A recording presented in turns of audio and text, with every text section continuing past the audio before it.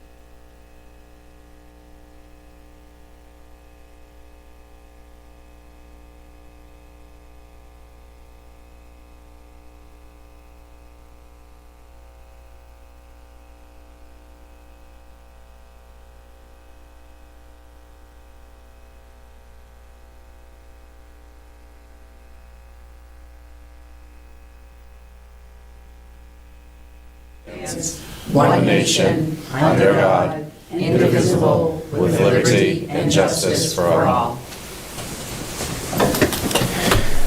All right, and we will just recess until we're ready to start the first interview. Yep. So I was, I think if it's 20 minutes, we'll just have to start. Are people okay with that? Or? Yeah, we can start whenever, if we're waiting for him. Okay. Everyone okay then to start? You okay to start? You okay to what do start? we want, Brian? Yeah. I'm okay to start right now.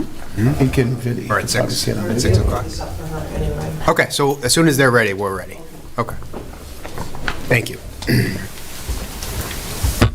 And, Weren't we supposed to start at 6:15 though? place for Brian's No, question. 5:45 We'll just and then skip. 6. We'll just skip. Oh, 6? Okay. Yeah.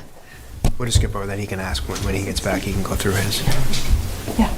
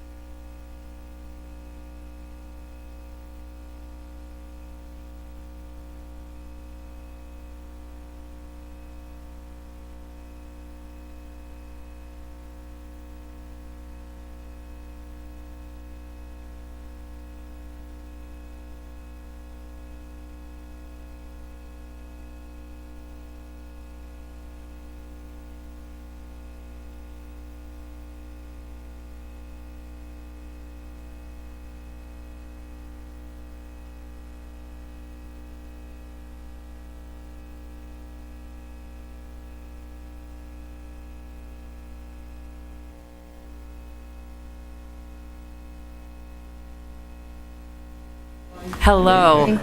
Good evening, Dr. Alvarez. Welcome. Thank you very much. Thank you so much for being here. We're really excited to have the conversation this evening. We are going to begin with the first question from Member Magnolia. Hello and welcome, Dr. Alvarez. My name is Tiffany Magnolia. I am serving my first term here on the school committee in Lynn.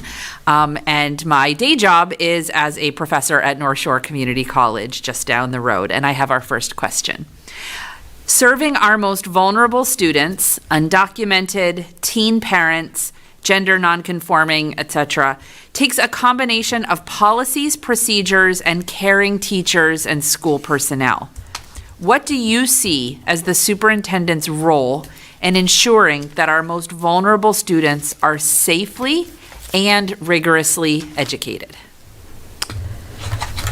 Good evening again, everyone. And before I answer your question, I just want to thank everyone for the opportunity that I was afforded today to visit the three amazing schools, all of the staff, students, the PTA parent I met. Everyone was just incredibly welcoming, and it was an incredible experience to see students learning in their environment here in Lynn. And to respond to your question, in terms of policy, the superintendent's responsibility and my responsibility would be to ensure that policies are up to date, working with the school committee in terms of, things change, times change, and many times we have to look at the circumstances in which we're educating students to make certain that the policy addresses the how of the education piece, and then we need procedures. We need guidance and implementation to implement that policy appropriately. Which is, generally and tends to lie in the administrative realm. But I do believe firmly that collaborative leadership and transparency, the clarity of those procedures, is what makes that part of a system go on in a way that just becomes organic, right? Where we're not necessarily saying, like, did we do this? Like, these are just part of the process that we follow in schools for students that are fragile. The policy that I would really focus on would be MTSS, which would be the multi-tiered systems support for fragile students, and looking at those three components. So what happens with academics? Our principals and assistant principals and teachers, do they have a clear understanding of how MTSS supports flow? What do they need to do when they identify students that are in need of either academic support, behavior and attendance support, or social emotional supports? And then lastly, to your question, for rigorous education, really access to not just advanced academics within the school setting, but really differentiated instruction, acceleration, enrichment in different forms within the school day and outside of the school day, as well as dual enrollment, right? Because those experiences, we know through research and through my personal expertise and experience, allow students to engage in college level material early on so that they're successful at the college level and can also make those choices, whether they want to follow a path of college or career, and we're preparing them for both. Thank you. Okay, Dr. Alvarez, my name's Eric Dugan. We met earlier. It's Yes. nice speaking to you earlier. This is also my first term on the school committee. I'm a third grade teacher in a neighboring district, not in Lynn. I live in Lynn, obviously, but I teach in a neighboring district. So my question for you is, according to your application, you've been in education for 27 years? Yes. Got that? Okay. That's good. So during that time, what do you think is your most rewarding professional experience? I wonder if you could just maybe give us a little narrative of Sure. what you feel that might be. I have to say there, obviously, as educators, I've had, we all, and I have had many moments that are rewarding, but the most rewarding, I have to say, seeing a class when I became a high school principal in 2012 and implemented a number of changes in collaboration with students, expanding access to advanced academics, advanced placement courses, dual enrollment courses in core because it was a visual and performing arts high school. That moment when those students were graduating in 2017, 4 years later, right? And all the work that we had done together to expand all of those offerings was probably one of the most rewarding experiences that I had. The school was heavily focused on, it was a conservatory setting for the arts in collaboration with Miami-Dade College and the University of Florida. And it was heavily oriented towards arts instruction and very rigorous arts instruction. So it was college level arts material at the high school level.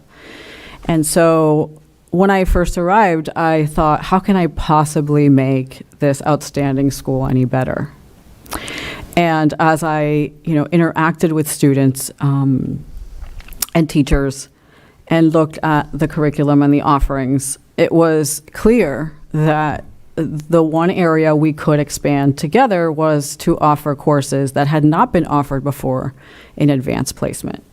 And so we went from about, I want to say, it was almost a 50% increase of students taking one or more advanced placement courses within the first 2 years. Miami-Dade County Public Schools did a study on it between 2013 and 2015.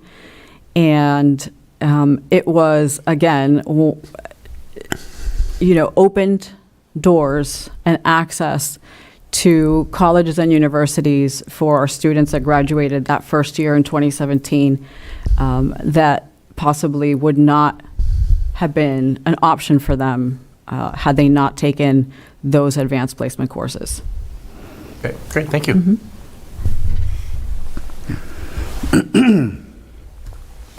Hello, Dr. Alvarez. Good evening. I have the next question. My question comes from, there was a survey done with stakeholders and family members and people in the community. And my question is, how important do you feel it is to report emergency situations, and how would you approach that? Like, we live in a time and age where there's a lot of security concerns, and as a parent myself, I want to be notified immediately myself. That's how I would feel. I know there's concerns of safety, but a lot of us, most of us are getting, communicated by children way after the fact happened, and that's just something that was brought up by the community, people like parents, in the community.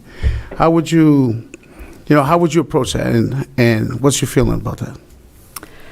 So it is absolutely necessary to gather facts regarding the situation at hand prior to releasing information for within a school.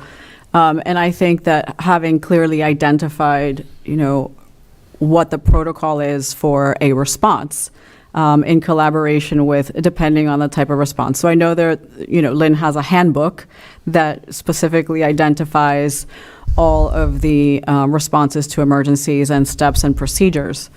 But I think continuously updating that, making sure that we are in compliance with FEMA responses, that principals are trained in emergencies, whether it's every 2 years, whether we have new principals that are coming in, assistant principals, and that, of course, there's always an ongoing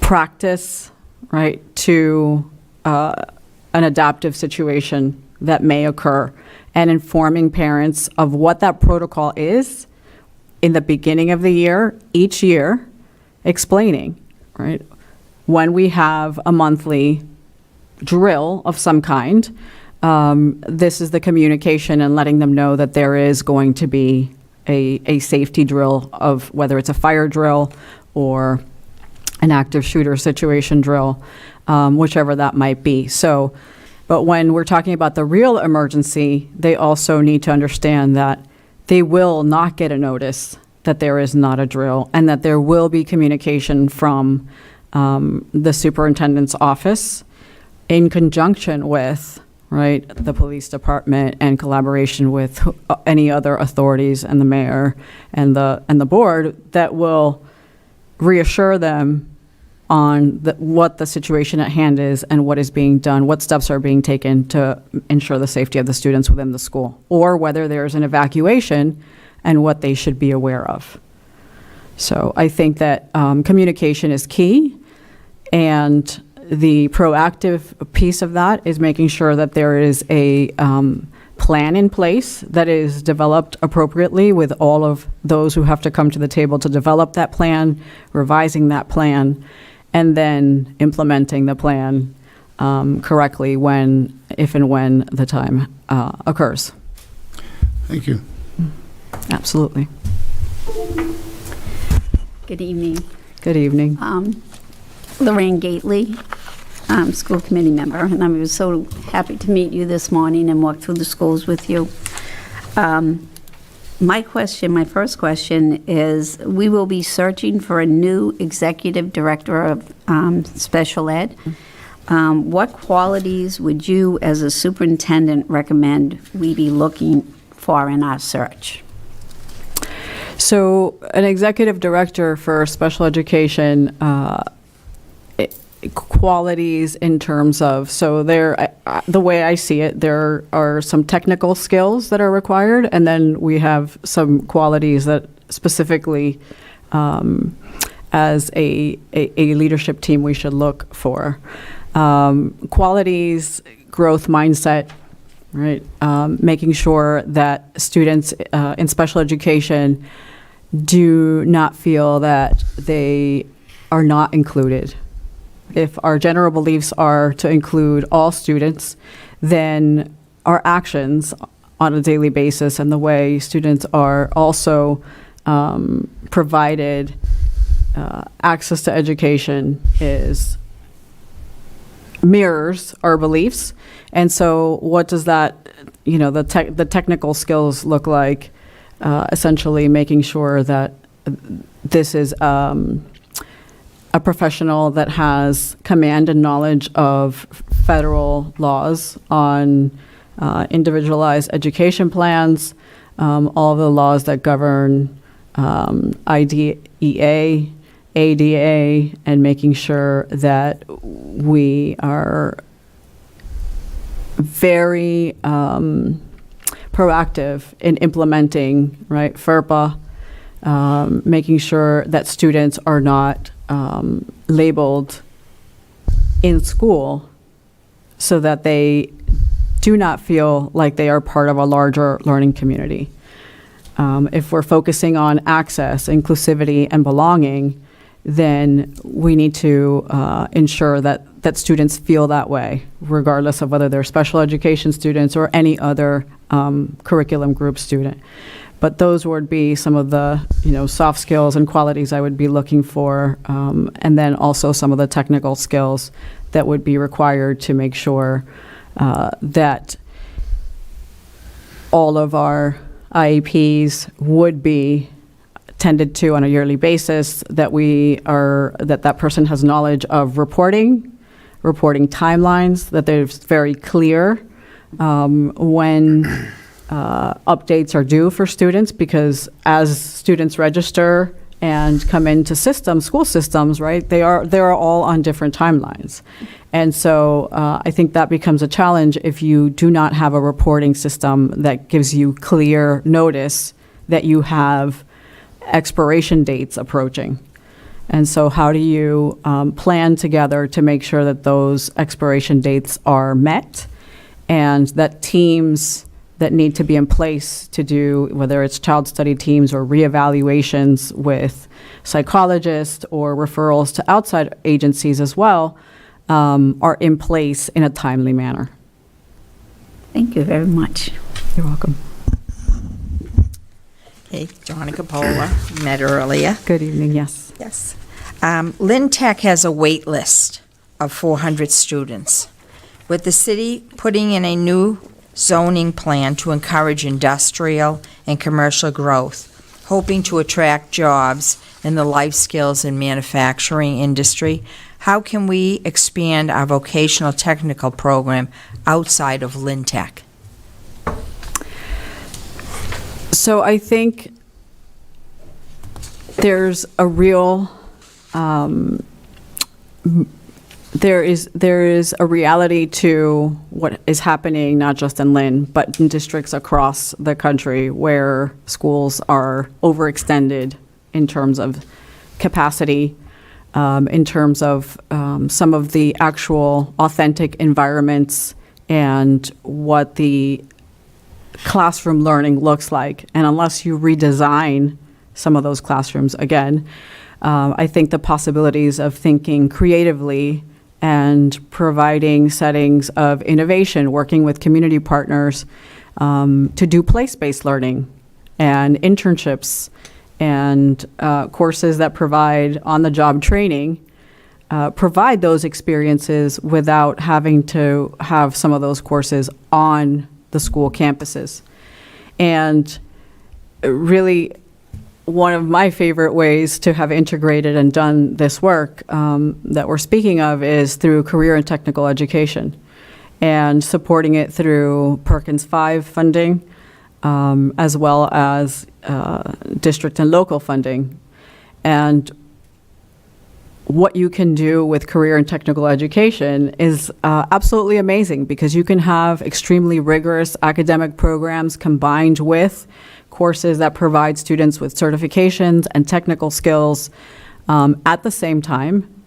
And doing that work in curriculum has taught me that, you know, it is that much easier for principals, high school principals, to run effective and high-quality curriculum systems within their high schools in working with their partners, where graduates become then, you know, those students that are sought after for those jobs as soon as they graduate. And so it also gives them the opportunity. Again, we always, and this was, you know, working with high school students for so many years, there's a plan A, there's a plan B, right? Because you don't know when you're 14 and you're in 9th grade if you are going the career and technical vocational education pathway, or if you want to go later academic. Just like you don't know if you completely want to go visual performing arts, even if you are in a program of that nature or a conservatory setting, or go academic. So it is our responsibility and my responsibility as your next superintendent to make sure that that is in place so that students can make those decisions. We want students to choose what they want to do, not professions and industries to choose them and tell them what they want to do, because that changes the quality of life of an individual and all of the future generations, right, for that student. Thank you. You're welcome. Dr. Alvarez, the district and school committee have elevated diversifying our workforce both in the administration and as well as staff, elevated that as a priority.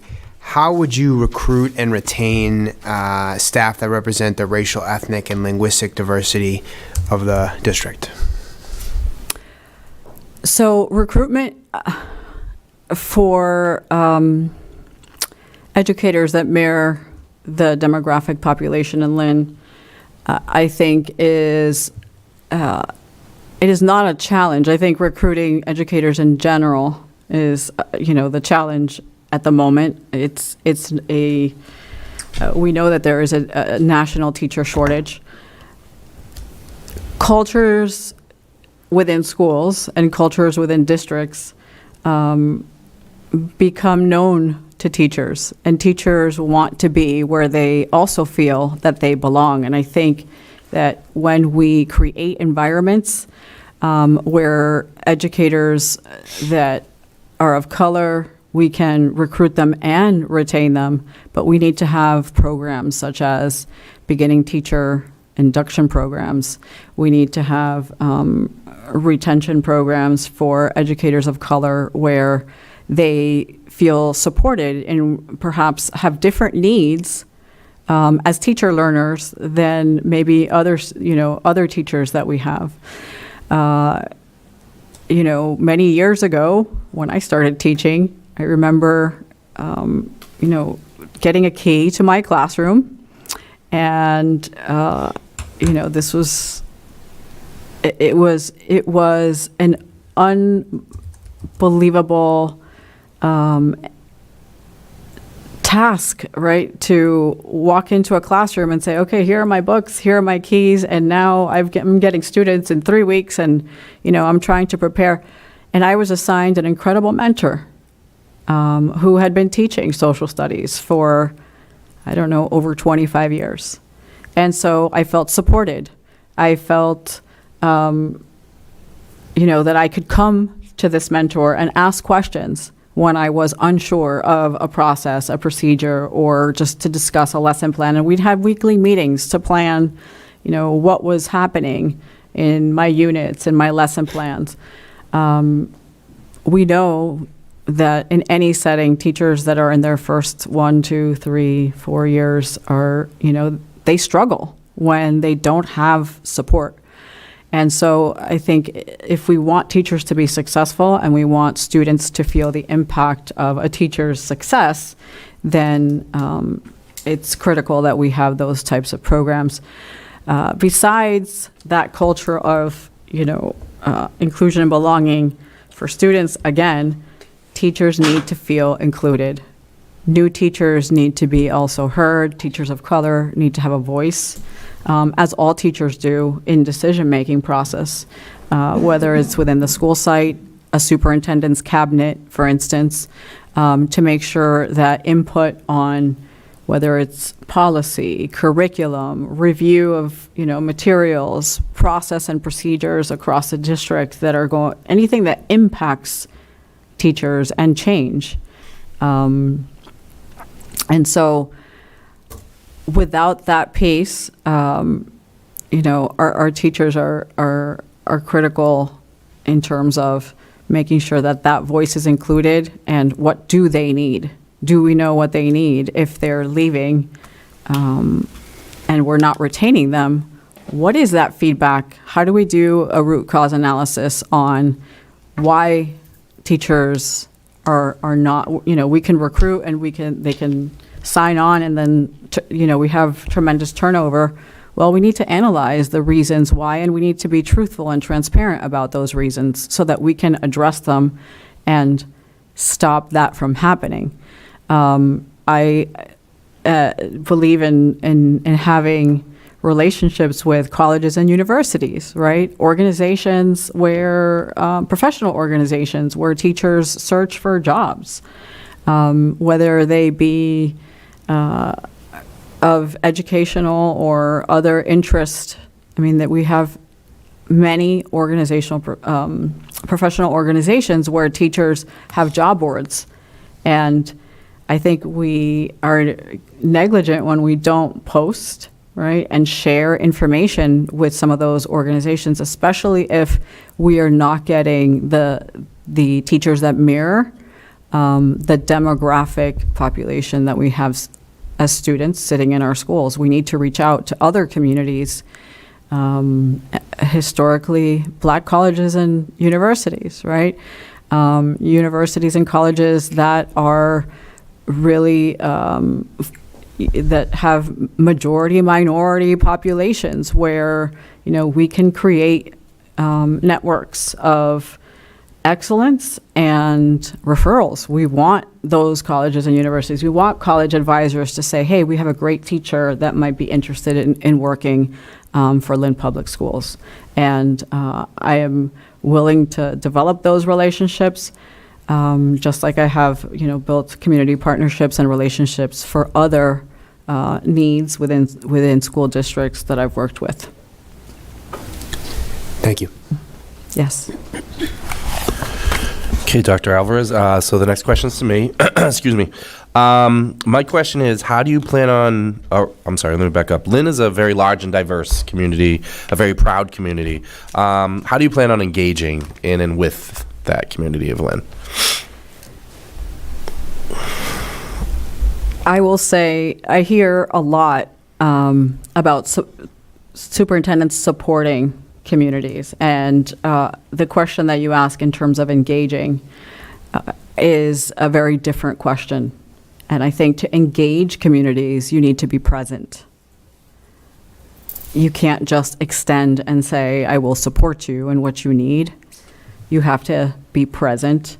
And presence means visibility, accessibility, attendance at cultural and arts events, attendance at athletic events in the community, not just for students, but also community, right, events, opening the communication lines through whether it's town hall meetings, coffee with the superintendent's newsletter, making sure to engage with community members and families at places of worship, social media, and the use of social media to create information sharing and accessibility. Sometimes parents, cannot, they're not going to not work their job or jobs to try to get in touch with a superintendent when they have a need, right? So I think being able to have a social media channel and a number of outlets where parents can quickly either send a message, a communication to reach out because they have a problem or an emergency, I think that's critical. And as a district administrator, as well as a principal, when I've had a district-issued phone and or my personal phone, I have extended my phone number to parents, to those in the community that support families in case of emergencies. I think that's essential when you are building trust, relationships, and engaging families in an authentic way so that they can communicate with you regardless of the situation. If something is important to them, then it's important to me. Thank you. You're welcome.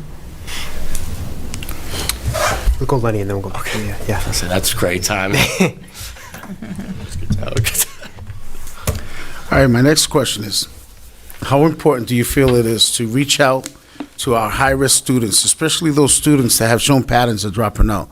Like, we have a big amount of L's that come in, and there's a short span. And then we also have unaccompanied minors where they have a very short span of getting educated and then moving on to adulthood. So how would you try to engage, and what do you think the priority to reach those at-risk students?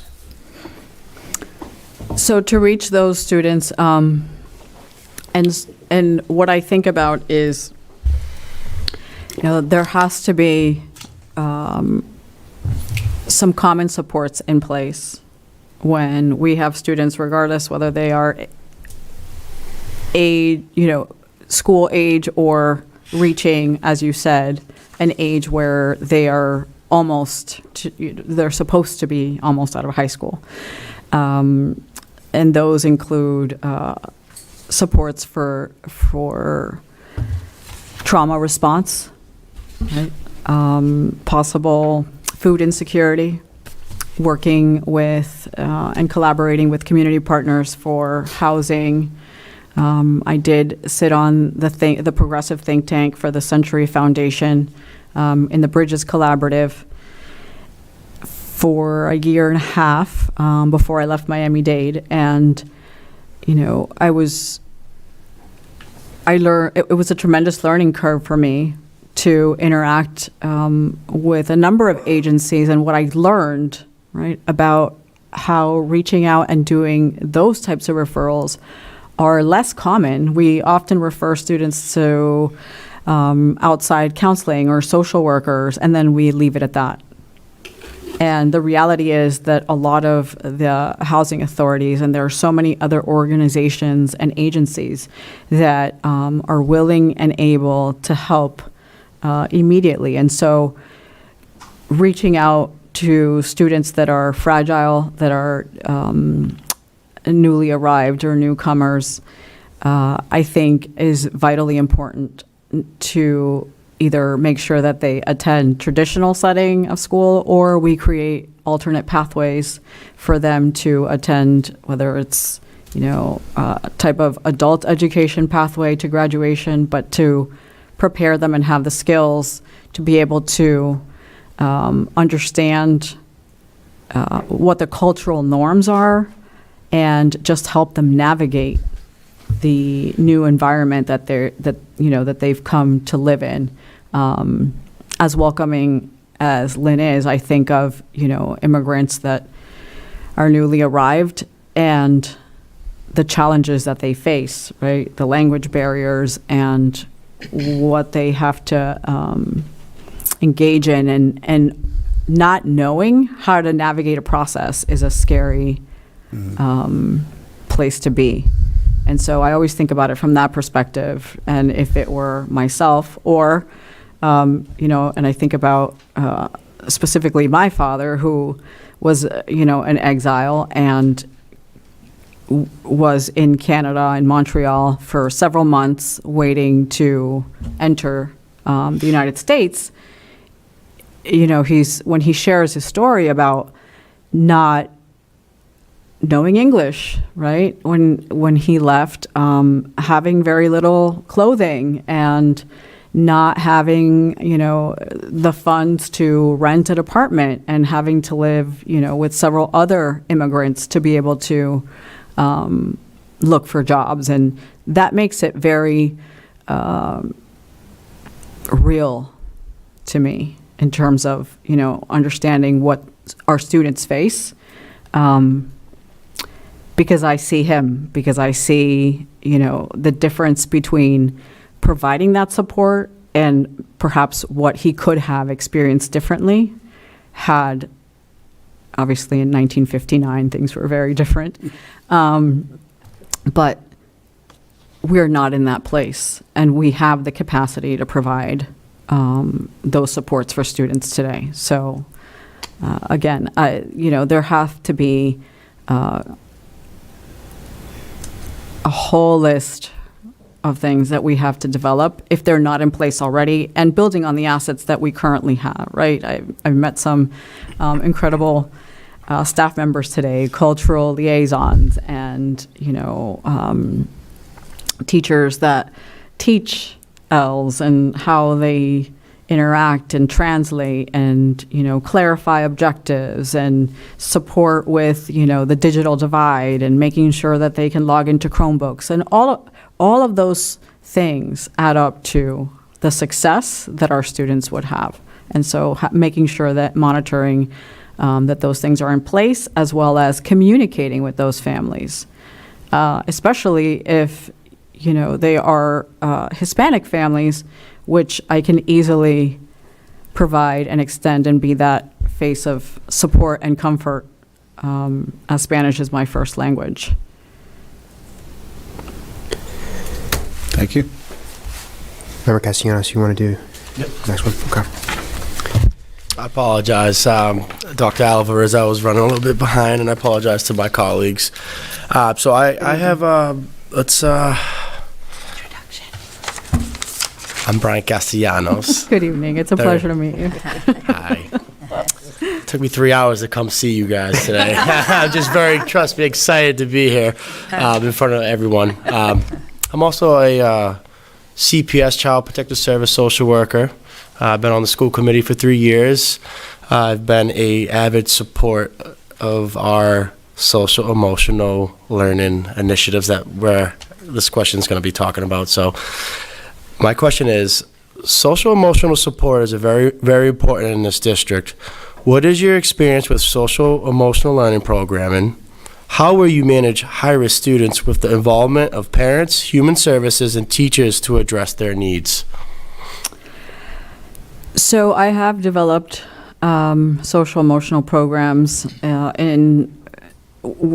with really two avenues, right? One being the supports around MTSS and guidance and supports referrals to outside agencies. What we far too often dismiss is that, our guidance counselors, as they are not all psychologists, they are not all trained to do clinical psychology or therapy.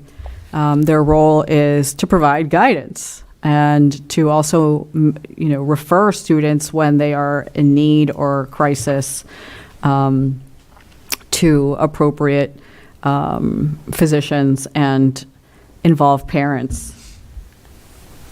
The other avenue in which I've been involved in developing social emotional learning is through diversity, equity, and inclusion, and working with not just students in, for example, having student symposiums and including student voice in decision-making process, but also working with faculty and staff on equity cycles of improvement so that we assess teacher efficacy, that we look at student achievement equity, and that we also address programmatic equity, because far too often students are, especially minority students, are left out of, right, or tracked into specific pathways because they don't speak the language or because there is implicit bias just in our process of how we provide subject selection and register students, and they aren't afforded the access and the opportunity to advance academics. So around the other part of your question, in Florida, I was a guardian ad litem, and I worked and I was a guardian ad litem after I have two daughters. One is now 21 and one is 24. After they left high school and went to college, and I had a significant amount of time to support students within the community that were in care of the courts, that were in foster care. And it was eye-opening to be technically an officer, a sworn officer of the court, to, visit a home, to pick up students that were in foster care and struggling, to deal with their teachers and principals. And, as a principal within the public school system, that was easy for me to do. But I can't imagine others, right, that were supporting, and how did they get through. And I always tried to build that awareness around colleagues and principals. How do others that are volunteering, because guardian ad litems are volunteers, right? They do it to support students within the community, and then also doing some social emotional work and support around providing experiences that maybe foster care students would not otherwise have. So pairing them with mentors at the Visual and Performing Arts High School that I was the principal at for 7 years, and providing them with materials and access to things that perhaps they would not have otherwise had contact with. So a student that was a visual artist, and letting them spend a Saturday with them in my supervision, right, to make sure that they were able to have that relationship of what is visual arts? Do you want to, and we would let those students within that K-12, it didn't matter that some of them were elementary, some of them were middle school students, some of them were high school students. And, what were they passionate about? Did they want to be dancers? Did they want to be musicians? And giving them time to explore that. Also bringing in guidance counselors on those days to just interact with students, right? And be able to provide that extra support for students within our community that were in foster care. So that's my experience with SEL. Thank you. Absolutely.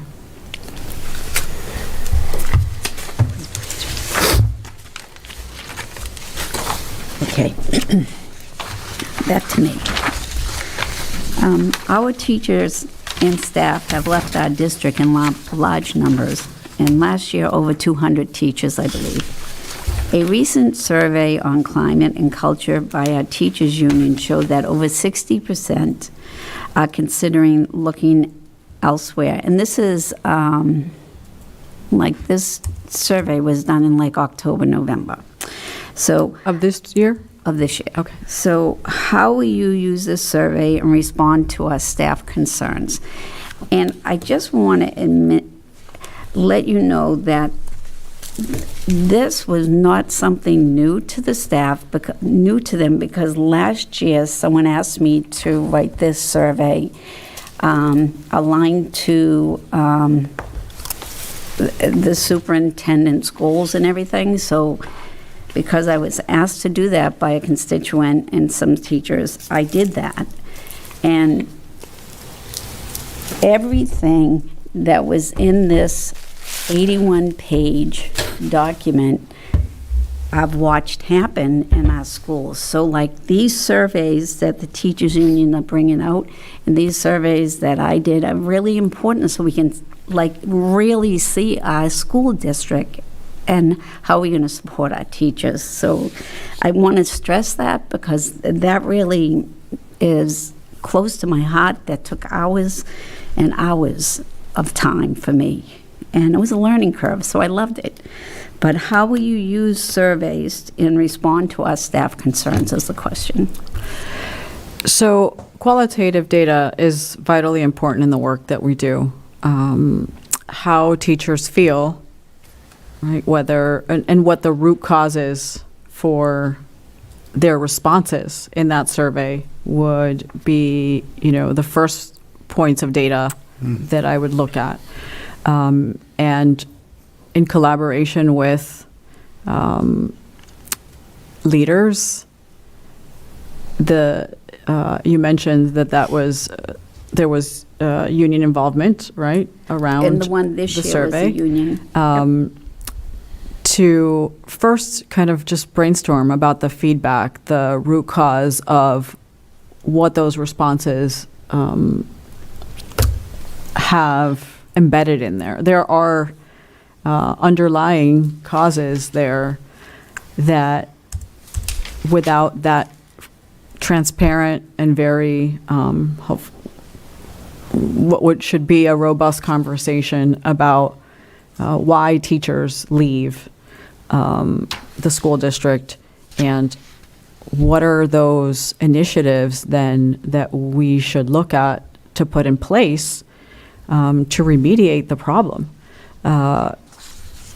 I haven't seen the survey, so I can't speak to a specific reason, but I think anytime you are aware of something that isn't an outlier, right, in qualitative data, you act and you bring it to light and you discuss it and you find ways to develop plans with those stakeholders that are involved to say, okay, this is, something that we acknowledge, and how are we going to fix it? What resources do we have or do we need to address the problem? Is it a sense of belonging? Is it culture and climate? Or is it something else, right? Is it, an extension of having excessive amounts of students in your, there could be so many reasons for why a teacher would decide, you don't go through school to become a teacher and go through the whole process of being certified and love being in a classroom to then decide you just want to leave. Just like everything else, right? It's not there. there's something in the environment that we need to actually look at and examine and decide collectively, how will we fix it so that we stop the attrition and teachers from leaving our district. Thank you. You're welcome. Okay, my turn again. Lynn Public Schools needs a change in how multilingual students have been supported. Data shows we need to address raising our scores, reducing dropouts, and reducing absences, especially in the high school. What changes would you make to give our ELs the support both academically and emotionally to keep their losses, to turn their losses around? So we said reducing dropouts, absences, and I missed one of the first ones. Well, the scores. Increasing student achievement. It's, yes. So in talking about reducing dropouts and absences and turning those losses around, I think looking at the quality of programming and how it suits the needs of English learners. Are they included in taking courses that are rigorous and relevant to them with support? Or are they automatically placed in regular courses because they don't speak the language? I have seen districts and looked at research across the country where students that don't speak the language sometimes are placed 1 or more years behind, like if they don't have actual transcripts from where they come from. Well, they're placed in, a year below grade level, creating a different and significant problem for students.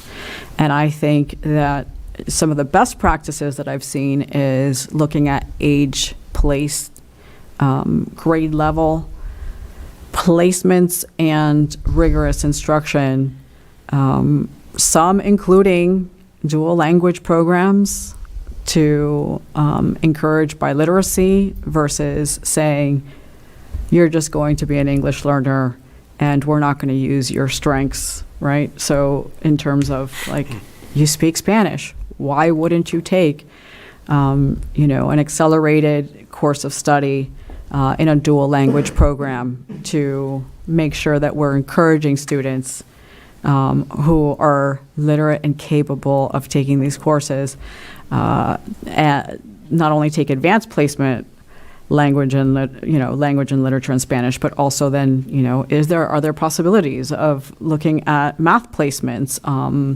North Shore Community College, dual enrollment for specific courses.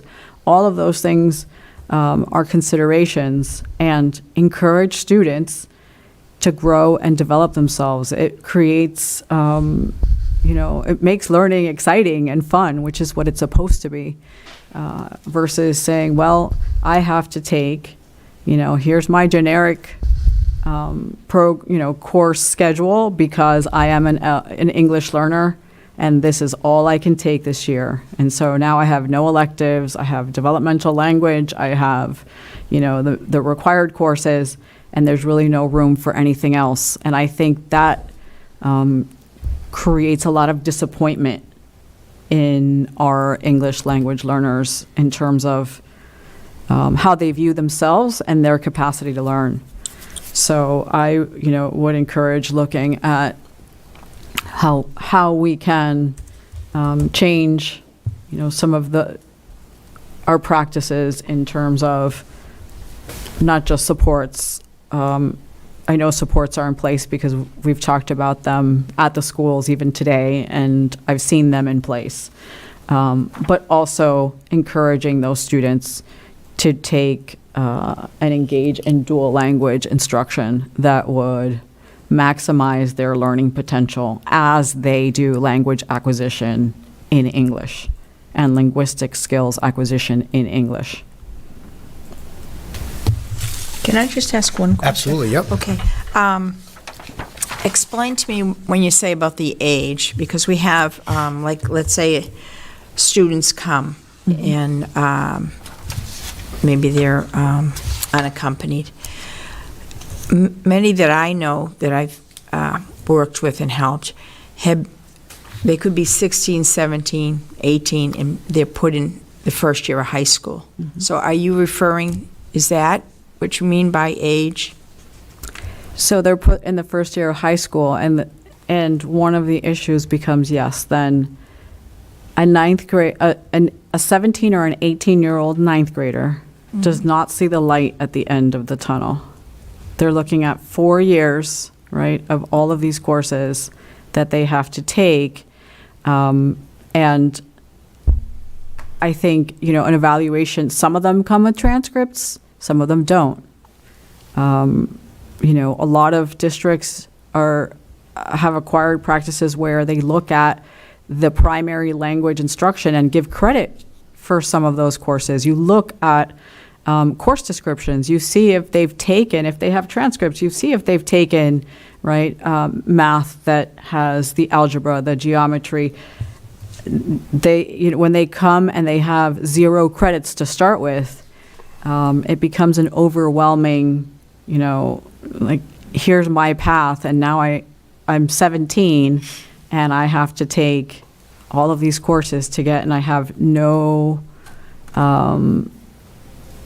if I have to work, if I'm unaccompanied, and I have to provide for myself, you know, we're not giving them options or pathways to alternative education in which they can, and I'm not saying, you know, a straight pathway to GED. That's not what I'm saying. What I'm saying is we have to provide pathways that accommodate for students that are 16 and beyond, because frankly, what ends up happening is then you have students that drop out, right? They see work as more important at the moment. We all know what happens after. It's very difficult you can't go back and you know, get those credits or do high school over.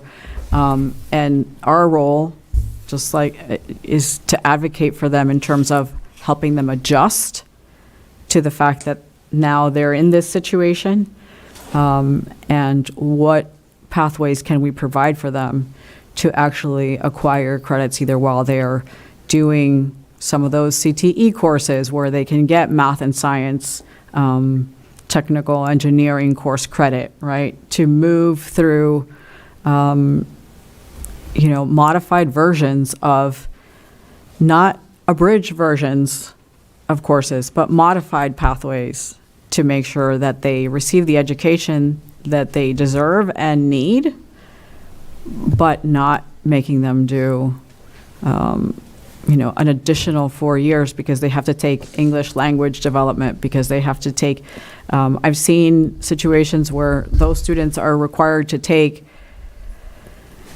all of the developmental language courses that they missed. Well, they weren't here. They weren't in the country. And so now we're making them take over not just core courses, but developmental language courses for 4 years or 3 years that they missed of education. Thank you. That becomes cumbersome for them. Thank you. Yes.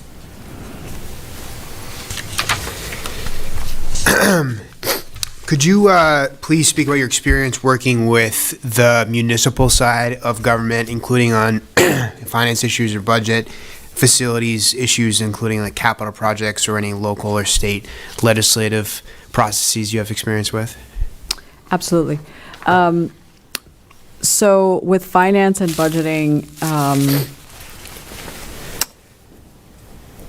I'll speak about my district experience with managing the larger budgets in terms of the 114 schools within school choice and parental options portfolio, and those funds that were specifically set aside to support choice programming, themed education, not just positions for personnel but also for specific resources that they needed to have in order to deliver instruction, as well as 2 federal grants that one was implemented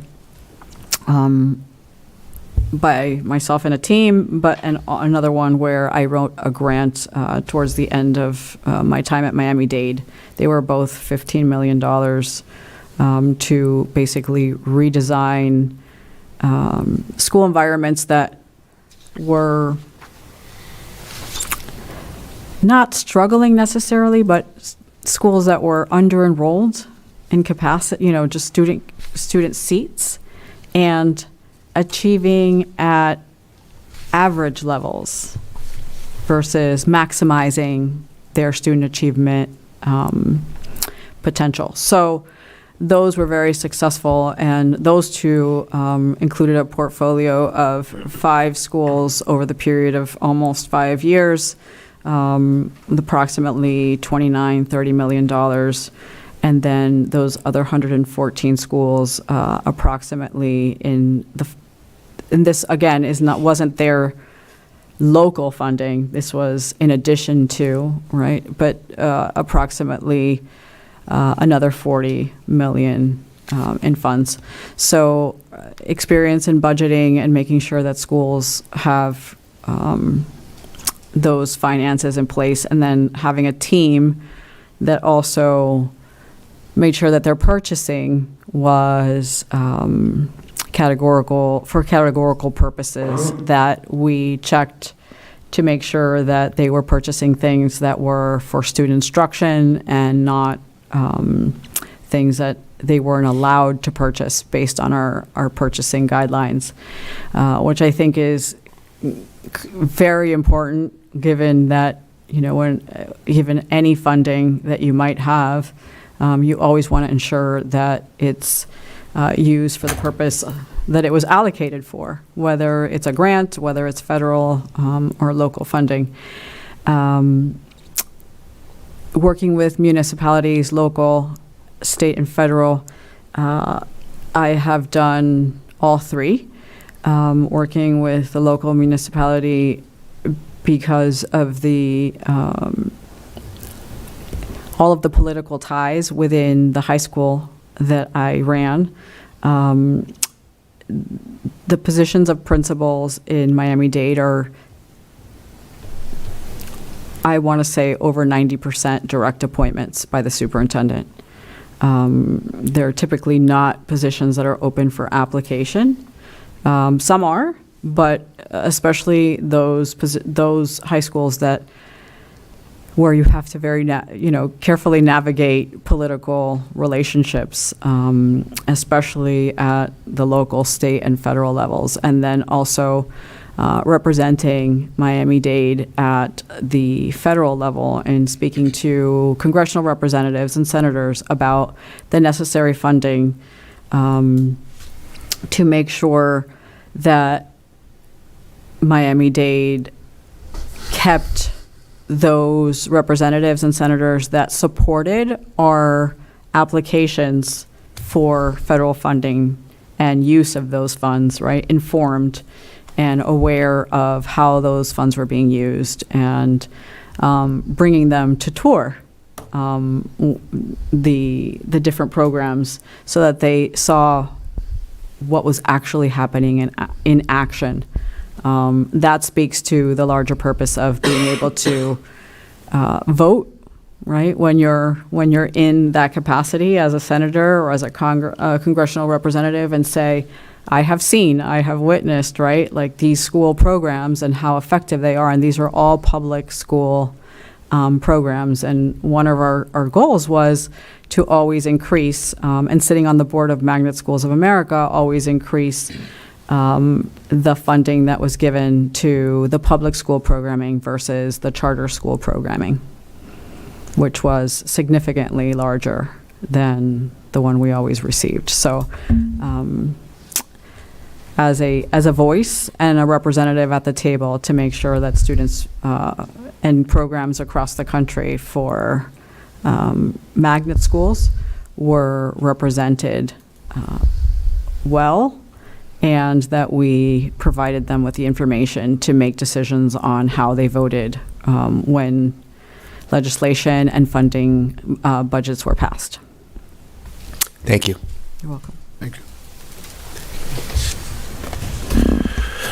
All right, so the next question is to me. Coming out of this global pandemic, there's obviously been lots of learning loss due to the pandemic and COVID, but especially in the elementary schools, a lot of the data is pointing to, our younger learners really being affected by, learning at home and, the circumstances surrounding all of that. So I wonder if you could maybe outline a plan that you have to make a dent in that loss of learning, in particular with our younger learners at the elementary level.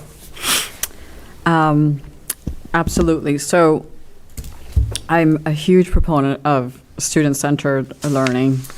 And one of the things that this past summer even I implemented with a team in teaching and learning was to focus on learning loss within a summer learning program. But along with learning loss, not just focusing on remediation, but enrichment opportunities, specifically in STEM education, and having our younger learners starting from kindergarten through 5th grade doing coding, Python, and being able to engineer robotics and working with engineering students from the University of Rhode Island within our summer learning program. And beyond that, if we look at other experiences that I've had even before, so learning loss is not new. Learning loss is anything that places a student below, a significant percentile below what on grade level learning and scores look like. And so I think COVID obviously exacerbated that, adding to, the remediation that we need to do with students. But learning loss has always been around. And really looking at what is the larger system of instructional focus. Do we have high quality curriculum in place? What are tier 1 materials? How are they being effectively used in the delivery of instruction? Do teachers have the professional development and the clarity to use the materials? Identifying what are those supplementary materials for tier 2 and 3 instruction. So when students need additional support, what are those platforms? We have so many of them, right? And really just looking at what does the research say, what does the quality of the data say that is effective, because when programs are not effective, then we shouldn't be using them. And it's very difficult to have a team of teaching and learning educators and professionals at a district central office level to support teachers through coaching and classrooms or instructional leaders or principals and say, this is effective, when we don't have the data to prove that it's actually effective. So what's effective and what we know works, especially in large urban districts with minorities, is we assess on a constant basis. We have so many assessments. And we plan, and then we study, but what happens after, right? And we actually do, right? We actually do, and we study, but acting is extremely important in terms of how are we looking at the data? How are we teaching teachers and instructional leaders to use the data, item specifications, identifying those skill gaps that need to be remediated, and do those curricular materials selected align with the needs of the students, putting them on a platform when you are not certain that what the student need is and what the data says is aligned, doesn't increase student achievement. You have to take a thorough and deep look at and you've got to do that with your teachers. You have to do that with your principals. so that they understand how that looks when teachers are in the classroom.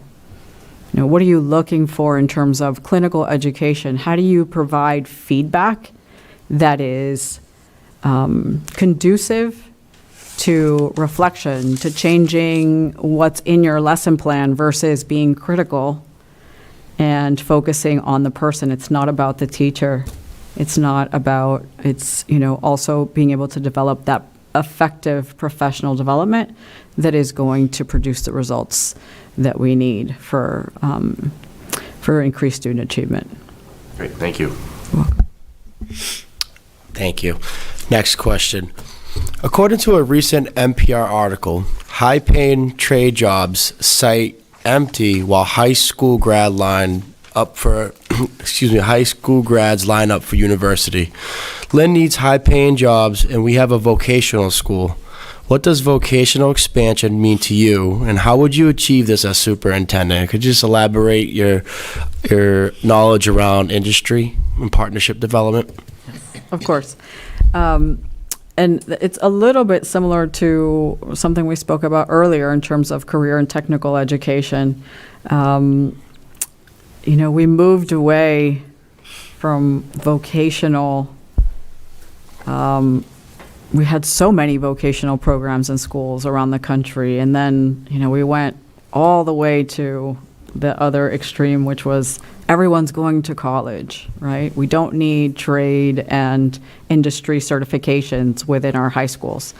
And then we saw a decline in funding, and now, again, it's back, and most of that is back through Perkins 5. The U.S. Department of Education has recognized the importance of having those programs within our schools.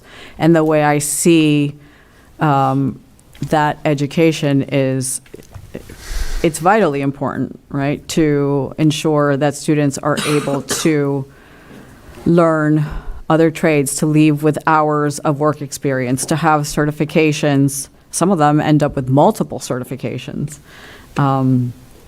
And that can be in a range of things, which all are encompassed under the umbrella of STEM, mostly, right? So learning, you can end up learning advanced manufacturing or gaming and animation, and then actually end up being an engineer because you don't know, right, again, where those skills will at some point develop an awareness in you, or thinking that you might want to really either do the technical portion of something, or you want to do, any part of that job. So I think vocational has become not just job and career industry minded, but it's also kind of infused, right, with all of the other subjects that we have. And I think CTE is the way I envision being able to bring that to a number of students. And it's really about creating the curriculum in the right way and having a team that can do that. I've certainly worked on that.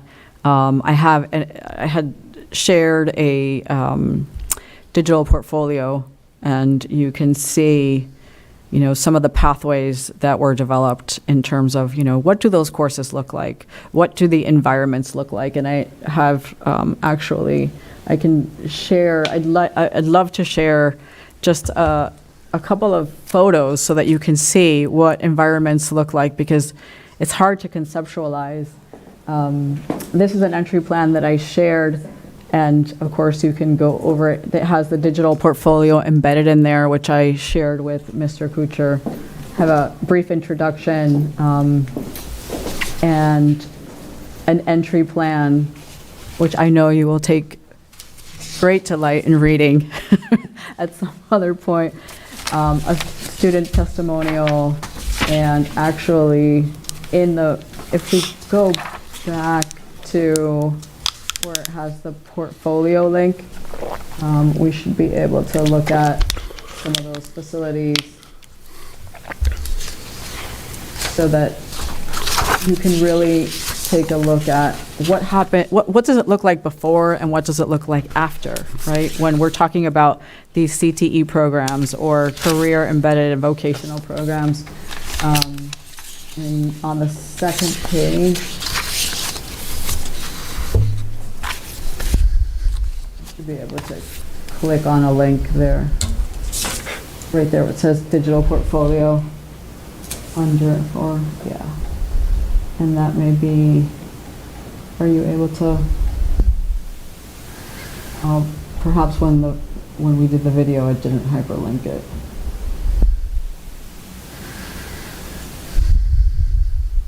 It's fine, it's there. If you look at the portfolio, you'll see it says facilities and curriculum, and you can see pathways, and you can see, what does that look like in an actual high school environment. And so I think it's really important to conceptualize in order for us to, oh, there we go. Oh, we're gonna see it now. All right. Amazing. Thank you so much. Thank you, Deb. Genius. So, facilities and curriculum, it's the second folder right there. And if we click on the one in the middle.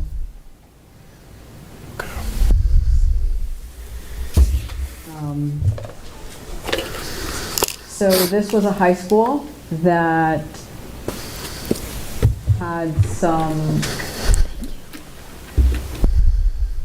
spaces that were underutilized and some other areas and strands that were very overcrowded because students were only picking, right, like those strands in particular. And one of the things that in bringing, so financial technologies, which is the new way we look at business, right?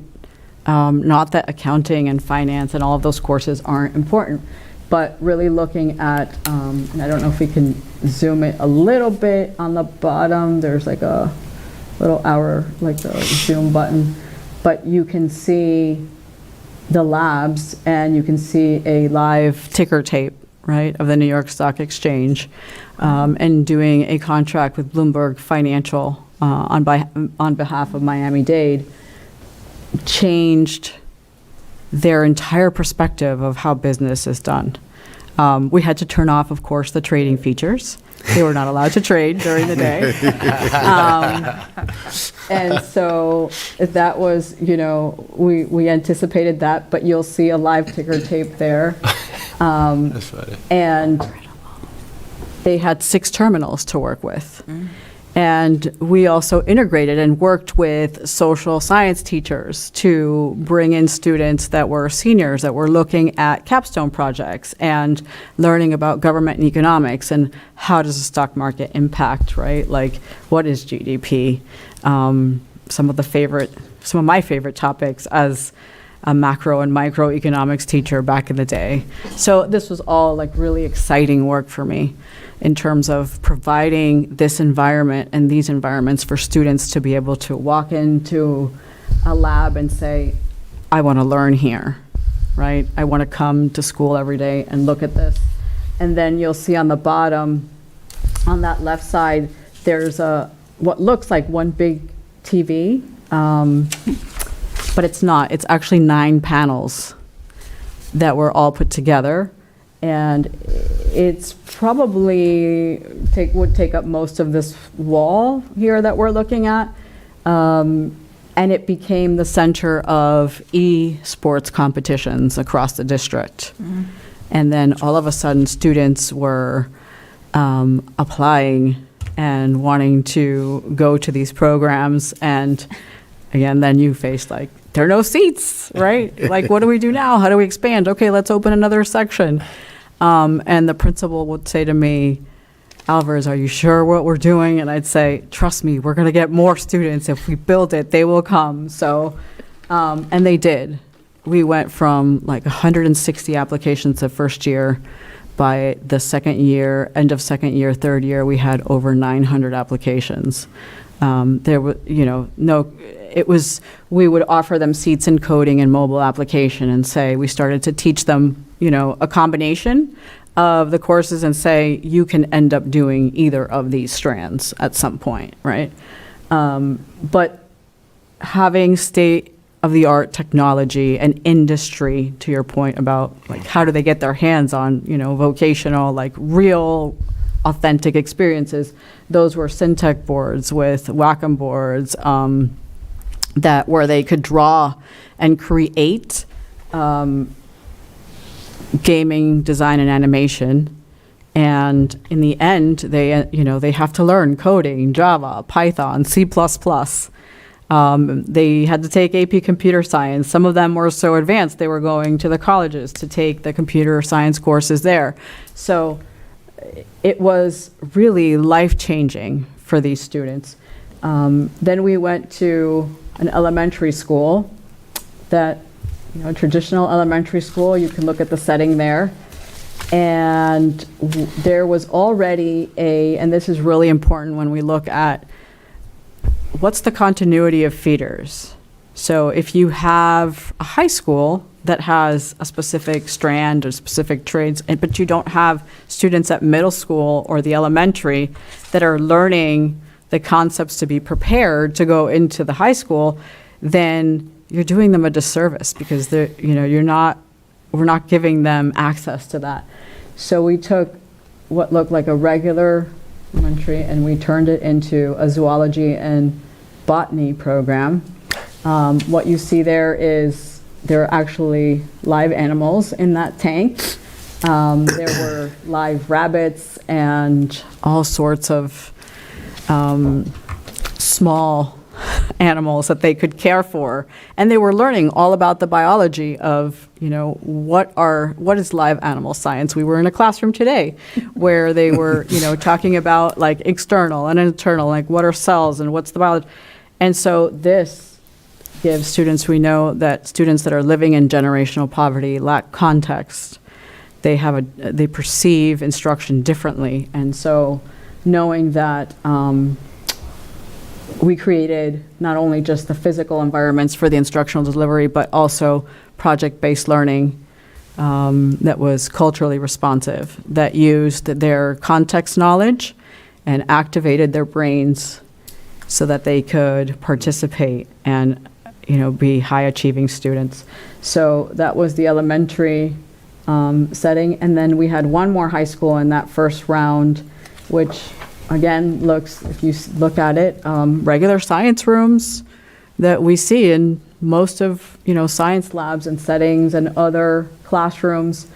And we took it to cybersecurity, information technology, digital marketing, another Bloomberg center where they actually had live stock exchange information, including the different sources of information so that they can do analysis and critical thinking around what they hear, right, from news outlets and sources, and be able to discern, like, what is, like, specifically, like, is it MSNBC? Is it Bloomberg? Like, what are they saying and what are they talking about when they're talking about increases in and what's happening with the economy or the Federal Reserve and all of the conversations that they were having.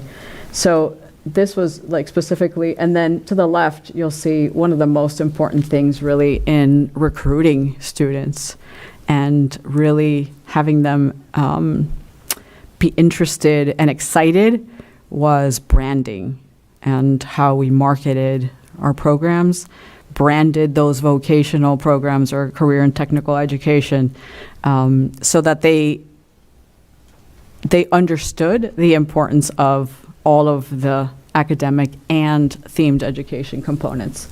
But of course, this is the work with facilities, right? That how it looks before and how it looks after, and making sure that, we were continuously working with facilities to ensure that the environments had the increased electrical loads that to not blow the entire wing of a school, because some of the buildings were just as old as the buildings that, exist here. So you have to make sure that you have access points, that you have all of the Wi-Fi necessary, that you have, projectors that are correctly mounted into and stabilized in the ceiling so they don't fall down, that they're not close enough where a student can jump up and, pull down. I mean, there's just so many things that you have to consider.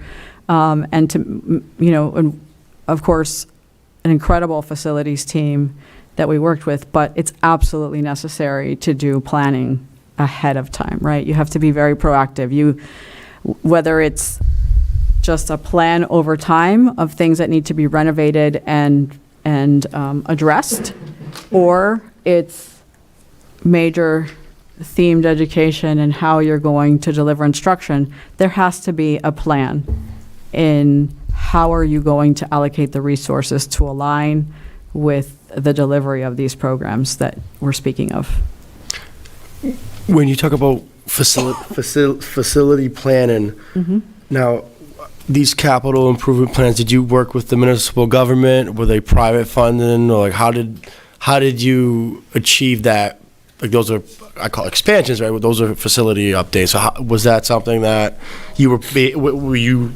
So the funding that came from USDOE for the programs was mostly for personnel, materials, resources, like software, hardware, the computers that you see.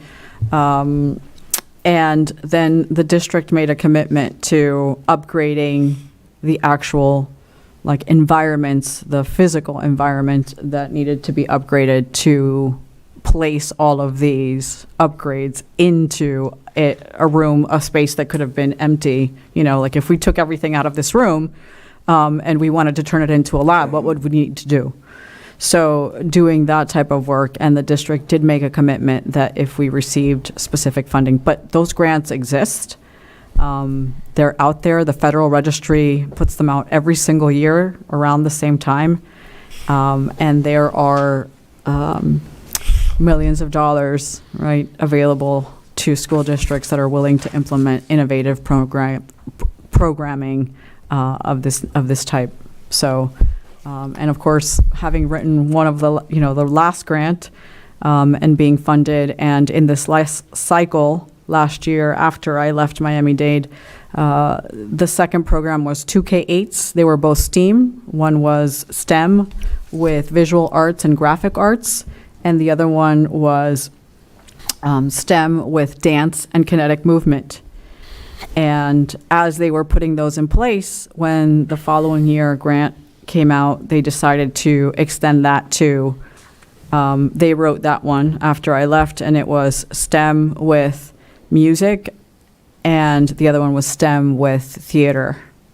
And that way you had students that would feed into, right, all of the high schools from those K-8 models into any of these programs that were available to them of choice.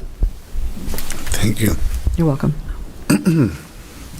Thank you so much for...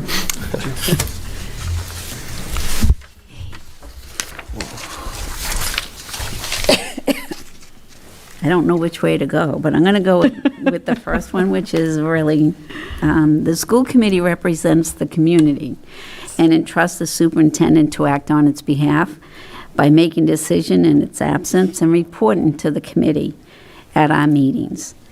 What would the relationship between you as a superintendent and the school committee look like? And how would you as a superintendent guarantee that level of trust with our school committee? So I come from a district primarily where, and I'm not speaking when I say the 26 and a half years of experience that I had working in Miami-Dade with an incredible school board where, and I can't speak to my current position because I don't interact with them enough in the position that I'm in.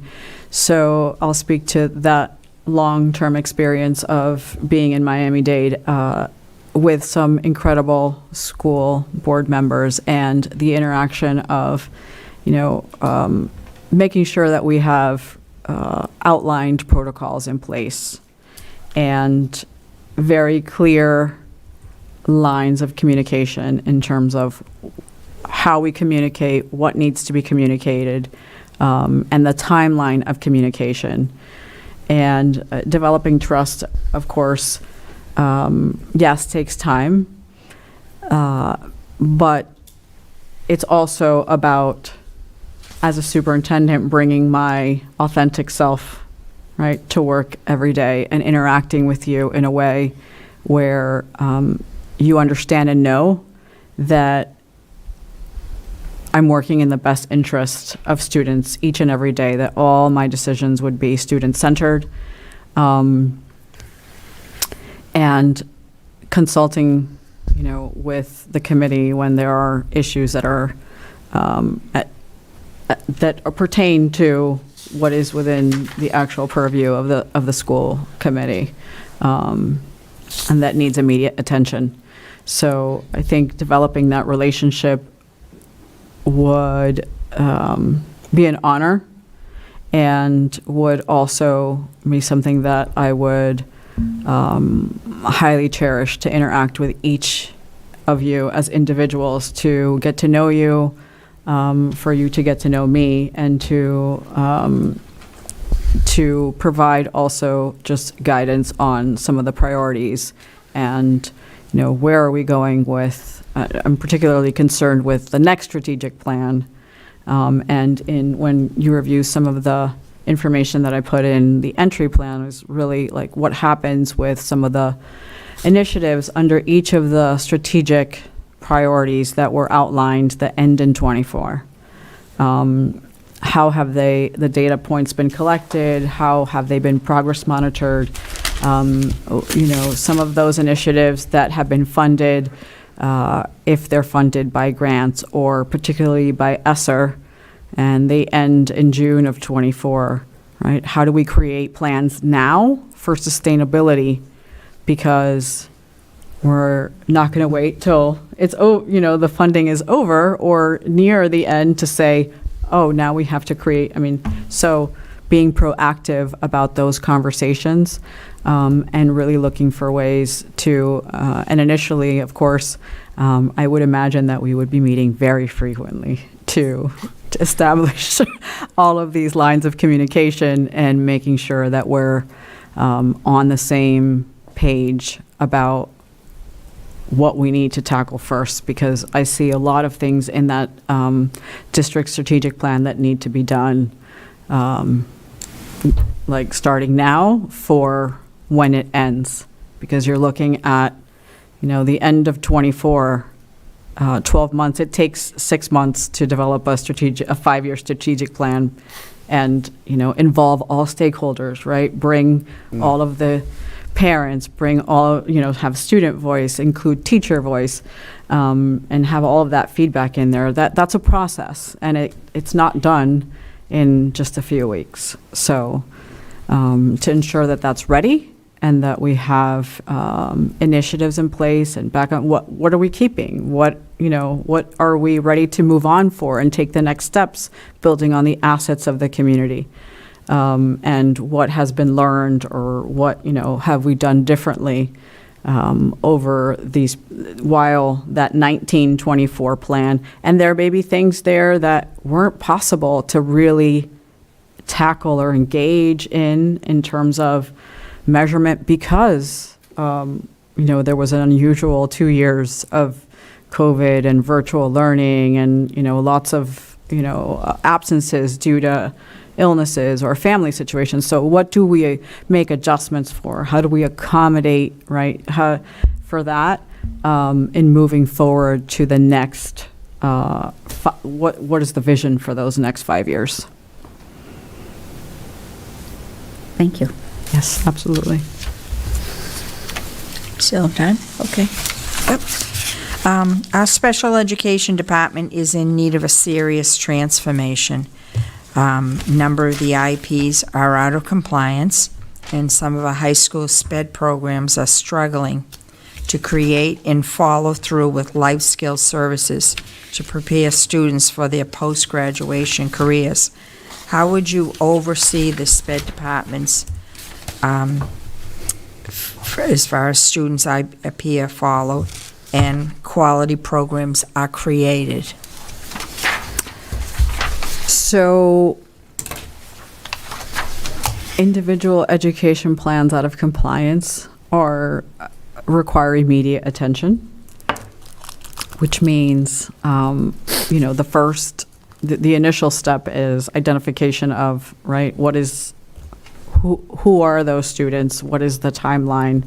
And I would say if they're out of compliance, kind of backwards mapping, like which are the oldest expired plans, and addressing those first and having an order of priority for the team, and very strict timelines on how we're going to make sure that we are not only complying, but identifying those resources that either are not available, do not exist, and need to be in place in order to comply with those supports that are identified in IEPs.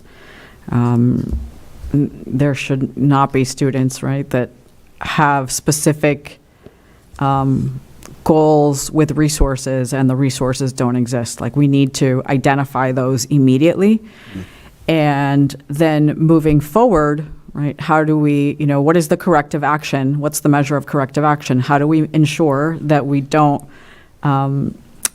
have a delay in responding to, what are the timelines moving forward of reissuing IEPs, right, for those students if they continue in the special education program. For life skills specifically, and if we're talking about students that are entitled to extended years of education, what are those life skills and even partners that we're working with? Many years ago, I worked with Project Victory in terms of providing experiences to students that were in life skills that were able to, we were, working with partners like the Marriott and different very large companies, and providing those students with work skills so that they could eventually, when they transitioned fully out of, at age 22 and beyond, what were they going to do to be able to, even if they were living in residential programs, like what were they going to do to be productive, to have, skills that made them feel that they could also be on top of the world, regardless of whatever, industry positions that they were going to engage with moving forward. And so that's also so important for families, right? Because as parents, when you put yourself in the position of a parent, and I always think of that perspective, and you have a student that needs to have those skills, how are we supporting the families and communicating with the families that we are going to engage and make sure that their student, their son or daughter, is engaging with industries to be able to do that work, right? Because your worst fear as a parent is always, if you have a child with a disability, is not being around, and what will happen, right, to your son or daughter when you are no longer able to support them. So I think, what would you want for your son or daughter if they were identified as a life skill student? Okay, yeah. So this isn't one of my pre-planned out questions, but it arose as you were talking. You gave some really great specific answers, but I'm wondering if you can just talk generally about your leadership style. It's something that just didn't come up as you were answering the other questions, and I think it would be useful for us to understand your philosophy, or even if you want to give practical examples. Thank you. Sure. My leadership style is really one of collaboration. I am always asking for feedback. I want to know the thoughts of those that I am serving and working with. And I'm actually really glad that you asked that question, because all stakeholders are important in the work that I do, but the most important to me has always been the experience from the student perspective. What is the student experience for the programs that I have been responsible for? How have I impacted the lives of students that have been in schools under my leadership? And in this case, what does that translate into as far as being a superintendent and providing that leadership guidance and vision to instructional leaders? I have an open door policy. I do not believe in having to go through 7 different appointments to meet with the leader of a building or myself. I want, my leadership style is to always make myself available and accessible, and to have teacher leaders, right? To have principals give and provide input, because I respect them, I respect their perspective, and I value the work that they do on a daily basis. I know how difficult it is. I was a principal for 12 years, and I know the challenges, and I want to, my leadership style is, how do I, remove the barriers that create challenges for them on a daily basis that I can easily remove. And so that style of communication and leadership, I think, has defined, really what I have represented for faculty, staffs, and students to be able to come to me and say, I have this, this is what I'm dealing with, this is an issue. And I'm very proud of that. I think that approachable leaders are impactful, and they provide a lot of safety and security. And so I did include a letter from a student that is now, I'm very proud of him. His name is Patrick Barham, and I'm saying that because he is now an adult. He is 24, and he is the digital press secretary for the Senate. And we have kept in touch for many years. He writes in the letter that, it's also in this, it's the last page of this plan. And he writes in the letter about, how he went to this visual performing arts high school where he wanted to play initially cello his entire life. And I'll let you read the letter on your own time, but he essentially says, that the doors that were opened for him, right, and his ability to be able to come talk to me. He loved talking about government and politics, and of course, he studied government at Harvard. He also talks about, whether he was in my office for an award or a shortcoming, right, that he was always treated with the same amount of respect, and the fact that I listened to him and supported him in so many ways really made a difference in his life. And so that's how I define my leadership style. I think that's vitally important, right, to what I represent and how I would represent Lynn Public Schools. Did that answer your Thank you. question? Yes. Yeah. Okay. Okay, that's good. We're guessing on it, yeah. Yes, thank you. Mayor, she answered one of my previous questions, just in terms of consistency. Would it be okay if I just ask my final question? Sure. Yep. Okay. My final question. It's one of my favorites. I've said this. Are we really at the end? Yeah, It's only member Castellanos' final question. Yeah, my final question. Okay. I don't know about theirs. Why do you believe you are the best candidate for the position of superintendent?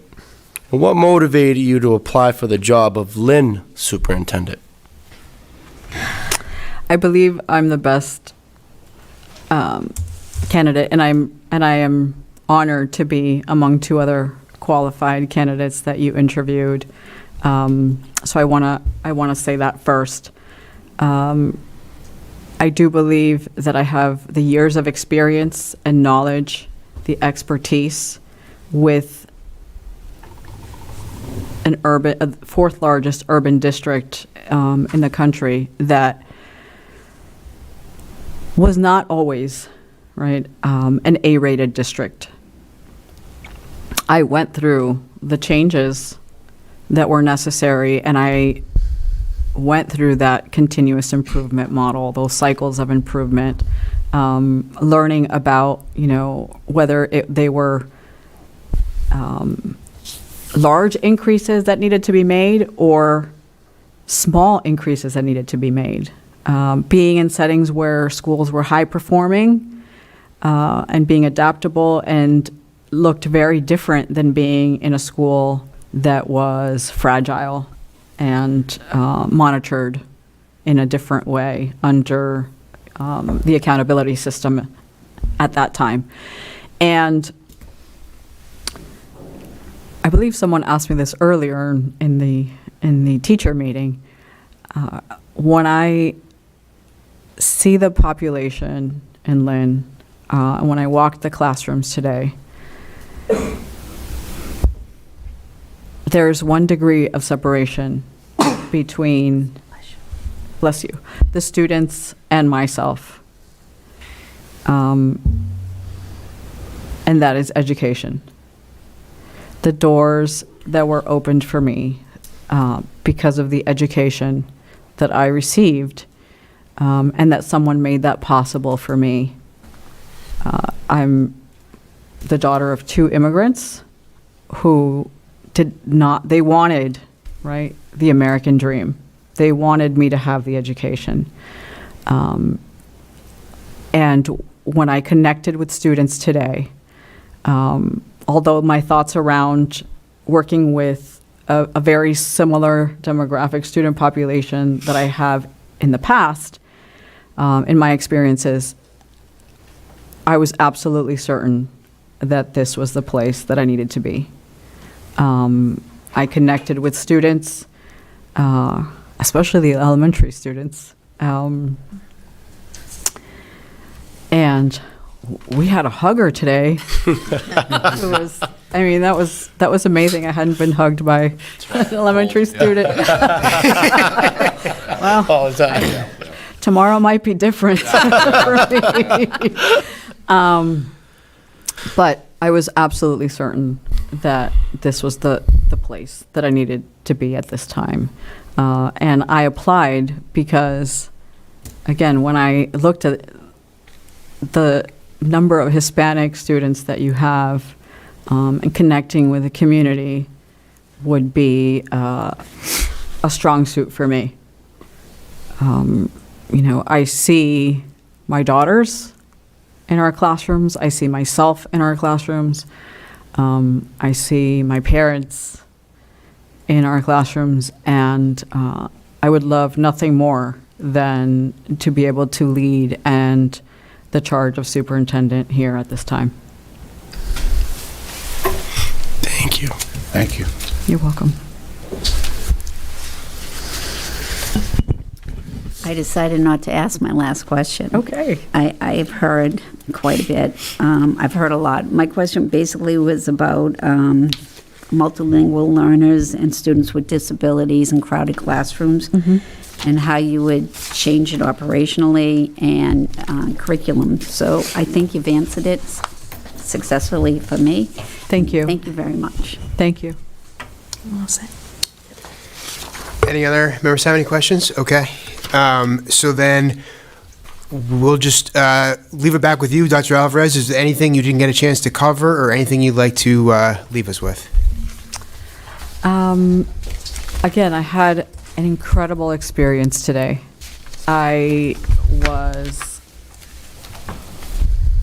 welcomed by all the students and staffs, principals, assistant principals. Lynn is an incredible community, and it would be an honor to, again, represent and be, the face for students and parents and families to connect with, all of them. And I'm looking forward to that, and I would make the commitment I only live about 8 minutes away, but I really believe that there is nothing, like I said earlier, than being present, and being in the community would make a difference in terms of accessibility, and I'm willing to make that commitment to reciprocate the trust that would be placed in me if I were selected as the superintendent of Lynn. Thank you so much. Thank you. Very much. Thank you very much for the opportunity to Thank you. interview this evening and the entire day. And of course, Ms. Ruggiero and Deputy Superintendent Powers. Howard. Yes. It's so amazing to me today, so thank you so much for all of your kindness. And I felt like I should be driving her around, but I will do that one day, I promise. Take her out to lunch and buy her coffee. And, all of those kinds of acts that she made me feel so comfortable and at home today. So thank you again to all of you for the thoughtful questions. And I hope that I'm seriously considered for this position. Thank you. Have a wonderful evening. Thank I know you. You Evening. too. Thank you so much. Thank you. Yes, let's recess. Give everyone a chance to take a breath. And Use the facilities. thank you. I didn't even get to put my nice shoes on.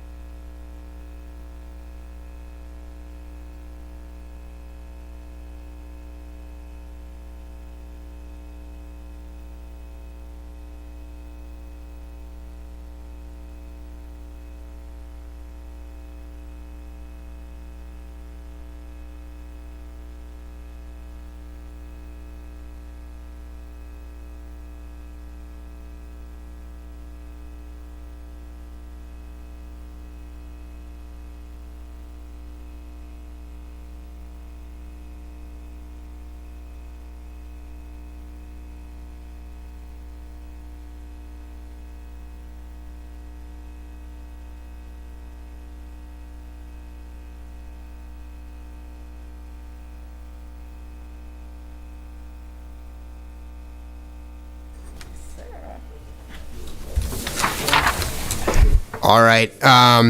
Thank you, everyone. So as we talked about at the last meeting, we had 2 last night, we had 1 tonight, and have time to do a discussion, and we held off on discussion, obviously, until we had all 3 interviews. Mr. Kuchar, who is actually en route, he had another commitment in another community, but he's been following remotely the proceedings, and is available if we need it, and he's en route. But he did send some language that he suggested that I share with the committee to start the discussion. So I will do that right now. So we are about to begin a discussion about our next superintendent. Before we explain the process that I recommend we use, I would like to caution you about the nature of the comments about the candidates. Each of the candidates has subjected themselves to the challenge of becoming a public figure during the process. From this point forward, the rest of the search process must be in public. Everything that we say is a matter of public record. Praise for the candidates and criticism of them become available for anyone to access. Even your well-intended remarks may be repeated, reported, and even taken out of context whenever a future employer considers one of our candidates in the future. For those reasons, please use your best judgment and discretion in explaining your preferences and telling the public why you support a particular individual and/or why you are not supporting others. Negative comments, which may represent your opinion and which are your right to present, can attach to candidates as fact and damage their reputations. So that's obviously just an overview for you to consider as we move forward. I think it also makes sense if you all agree to talk about a proposed method for the selection, just so we're on the same page about how that's going to unfold. The way that we have, and fortunately we have recent experience with that with the hiring of school committee council. We've done this in other scenarios as well, where when it comes time to do that, and we're going to have discussion first, obviously. When it comes time to do that, we would call a roll and have folks state their first choice. There needs to be 4 votes to select a superintendent.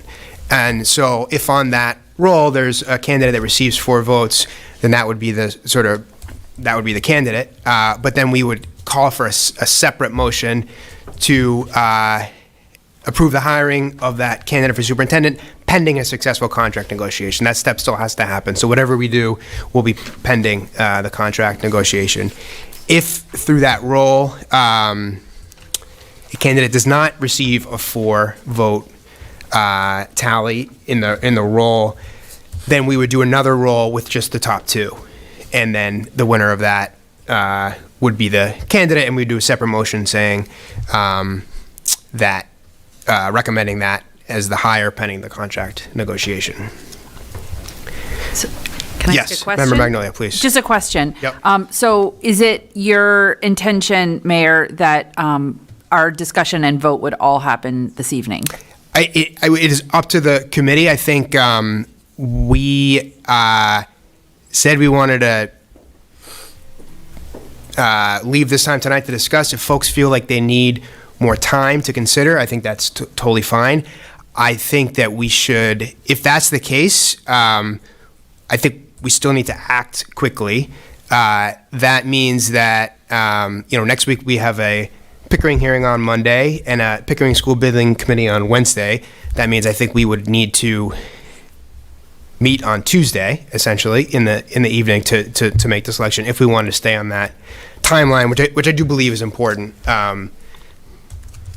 That would be the option, yeah. So without a formal motion, I was wondering if we could do just a straw poll of the members to see if folks are ready to vote tonight, just so we know if our discussion is going to terminate in a vote or if our discussion is going to terminate next week, if that's okay with you. Yeah, that's okay. Before we do that, though, is everybody on board with both the process to start with the discussion and then the vote, and then also the way we're going to conduct the vote? That Mr. Kuchar actually suggested that we do that in the form of a motion to adopt a voting procedure, the method of election of the superintendent. If someone wants to make that motion. I'd like to move Glenn Kuchar's recommendations for our voting procedure. Sorry, can I? Yes. He recommended that we take a motion to select a method. He didn't recommend a particular method. then I would like to recommend the method where we vote, and if no candidate gets 4 votes, then the next round of voting takes the top 2. Great. Second. Second. Roll call, please. Member Castellanos? Yes. Member Capola? Yes. Member Dugan? Yes. Member Gately? Yes. Member Magnolia? Yes. Member Pena? Yes. Mayor Nicholson? Yes. Okay, so let's do, I think that makes sense to do, so we know what we're dealing with tonight. So if we do a straw poll, if folks are ready to vote this evening is the question, right? Member Magnolia? Okay, so we'll just go down the line if you want to start. I think that Or you can say maybe, I mean, maybe. Yeah. I want to hear the discussion first, so maybe. okay. Yeah, this is a tough one. I'm going to say no. I don't know if I'd be ready to vote tonight. Yeah. I would be, yes. Yes.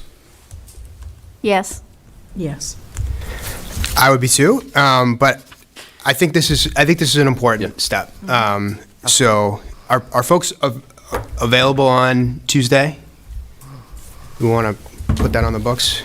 No, I'm not. No. And I'm not Monday, and I'm not Wednesday. Yeah. And Thursday, I'm not. That's kind of Suppose we could do Friday. I think the break has started as of Friday, so, I'm just saying, I would be available Tuesday. Tuesday's the 20th. I want to vote, so. Yeah. Can we work I around would be some available times Tuesday. on that Yeah, me too. Pickering thing? say it again? It's Can on we Monday. work around some times on the Pickering? Like Monday? I don't know. The Pickering starts at 6, On Monday. You got 2 meetings, right? Yeah, and Wednesday's the vote. We need, and Wednesday is the school building. be in person for that, Yeah, too. you got two meetings next week. I mean, if you did it in the afternoon on Tuesday, I could make it. If it was like at 5, Tuesday. 5 work? I could do 5. could do 5. Yeah. Yep. you could all do 5. I can Yeah. make it then. Okay. On the So- 20th? 20. Yeah, so if we don't have the vote tonight, that would be our Right, alternate meeting. Right, Okay, gotcha. Okay. perfect. All right, so we're all on the same page as to what is happening now, so I think I'll open it up to discussion if people want to start sharing thoughts or asking questions or however we want to proceed.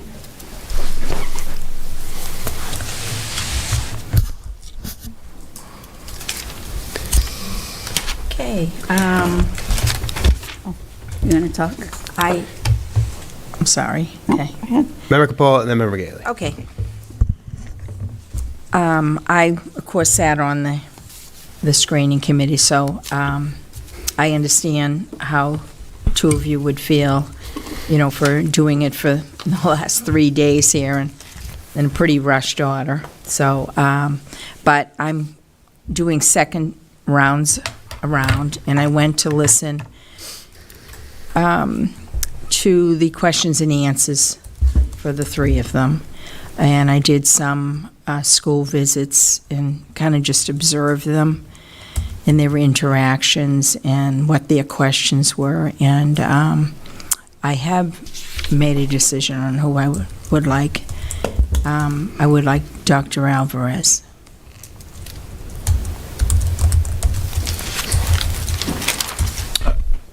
I had Member Gately and then, Just procedural. sure, go ahead. So are we going to discuss a rationale and then put the name forward, or are we still in discussion? We're still in discussion. I mean, so of course you can express your preference, as Member Capola just did, but this is not a vote, this is a discussion. Yeah, okay.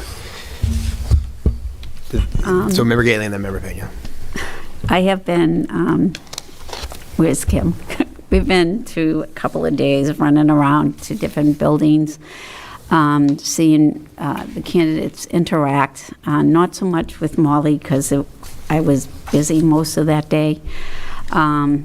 So after seeing the interaction and having good discussions with them, I too would like Dr. Alvarez. I feel like she will be a good fit for our district and move us forward.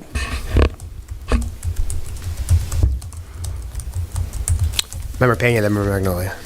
Yeah, I I did. I attended some of the, the site visits, and I observed and I watched how they interacted. And when I think about the job description, I think about which candidate best describes that qualification, and I'm going to make my choice with Dr. Alvarez. Member Magnolia. I just want to say that after yesterday's interviews, I wished we had multiple school districts so we could actually hire multiple people, because I was so incredibly impressed with every candidate. And I want to shout out, if folks who are on the search committee are watching this, you all did an amazing job at finding us candidates that would make our job on the school committee quite difficult. And I think that's the incredible talent of the folks and their dedication. So I just want to say thank you to them for that. The reason that I said maybe I would vote tonight or not vote tonight is because I think this is a super weighty decision. The students of the Lynn Public Schools deserve the absolute best, and it's clear that in looking at who's going to be our next superintendent, what we're really deciding is a direction for the Lynn Public Schools, because each of these candidates brings something very unique to this role. It became very clear to me that all of them have passion, all of them would be invested in the Lynn Public School System's sort of that heart, mind, and soul.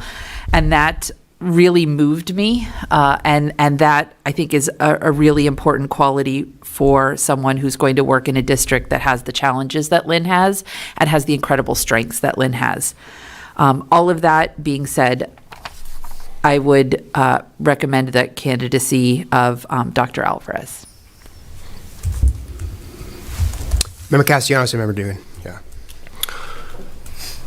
First of all, I want to just thank everyone that's been involved in this process, because those three finalists, as Dr. Magnolia just mentioned, were very, very talented, very passionate, committed. The interviews publicly, anyone to go through that type of process, really, it's a very rigorous interview process. They started this morning. You heard, to show up today and to have to be publicly, interviewed is a challenge. And every one of those candidates that we got to speak with, they really displayed what we would like to see in our district. But we have the difficult decision to make on making a selection. Part of that process as a school committee member, we have a due diligence. When we get the application process, we have the opportunity to review their resumes, which include their experiences, their licenses. You get to really dig deep. I personally got to reach out to, folks' where they come from. And it's a very, very, again, going back to this process, is very vulnerable. And every one of those candidates had pristine backgrounds. And I'm telling you, I dig deep. And I was very impressed. And that really, kudos to that selection process. And I really, really adored that that commitment to those folks. Again, just give them a shout out, and to allow us to have that additional lens. And for me, it's important to find a leader, right? We're looking, it's not just any type of leader, it's a leader for Lynn Public Schools, one that's going to fit in the direction that we need to make sure and ensure that our students have that experience, have the opportunities to break generational cycles, and I believe that we can, and I've always said we can, and we must, as leaders. And as tonight, I really want to put forward. I'm actually gonna just right on the table. I'll say it right now. It's gonna be Dr. Evonne Alvarez as my selection. Respectfully. Thank you, Member Castellanos. Member Dugan, yeah. Again, just to echo what the other members have said, the search committee did an excellent job. As Dr. Magnolia said, we have a very tough decision in front of us. All three were very eloquent, very articulate, going through their resumes and all their paperwork. It was hard to really, initially on paper, it was hard to decipher which one I'd like. That being said, I'm a little torn, to tell you honestly. Obviously, Dr. Alvarez did a fabulous job tonight, but I also feel like Molly Cohen has something to bring to the table as well. Just with her roots to Lynn, I think she'd be able to hit the ground running. Not that Dr. Alvarez would not, but I think Molly would in a different way, where she knows the system, she's aware of where things are, and how to navigate different things. So I am a little torn. Obviously, the will of the committee is the will of the committee, but I am a little torn at this moment. And I did say no to the vote tonight, again, just because, as Dr. Magnolia very eloquently stated, the students do deserve a thorough process. And, I don't want it to be rushed. I don't want it to feel rushed. All that being said, though, from the comments that people are making, I think there's a clear person that's coming to the top here. But, yeah, I'm a bit torn. So, I just will add a couple comments here, unless someone else want to jump in quickly. I echo what everyone said about the search committee. Obviously, Member Pena, Member Coppola, myself were on the committee, and then the rest of the group there for the incredible amount of work and very productive and successful work, I think. And that goes as well for Glenn Kuchar, who's done a great job in steering us, and particularly Danielle from my office as well. So, and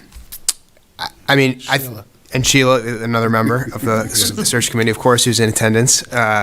So grateful for all that participation. I think the last couple of days have been, a really proud moment for the Lynn Public Schools. It's in an incredibly difficult time for the Lynn Public Schools, and it's really inspiring to see that the level, the quality of candidates that this position has attracted, and I think it is really a testament to the whole team here, to the city, to see people that are such high quality candidates on a statewide, even nationwide basis, looking and sharing what I thought were some really compelling ideas here, and doubly proud that one of our own was extremely competitive in that mix, in Molly Cohen. I think she represented the district and Marshall Middle School and the whole city very well, and is very competitive as a candidate. I've really liked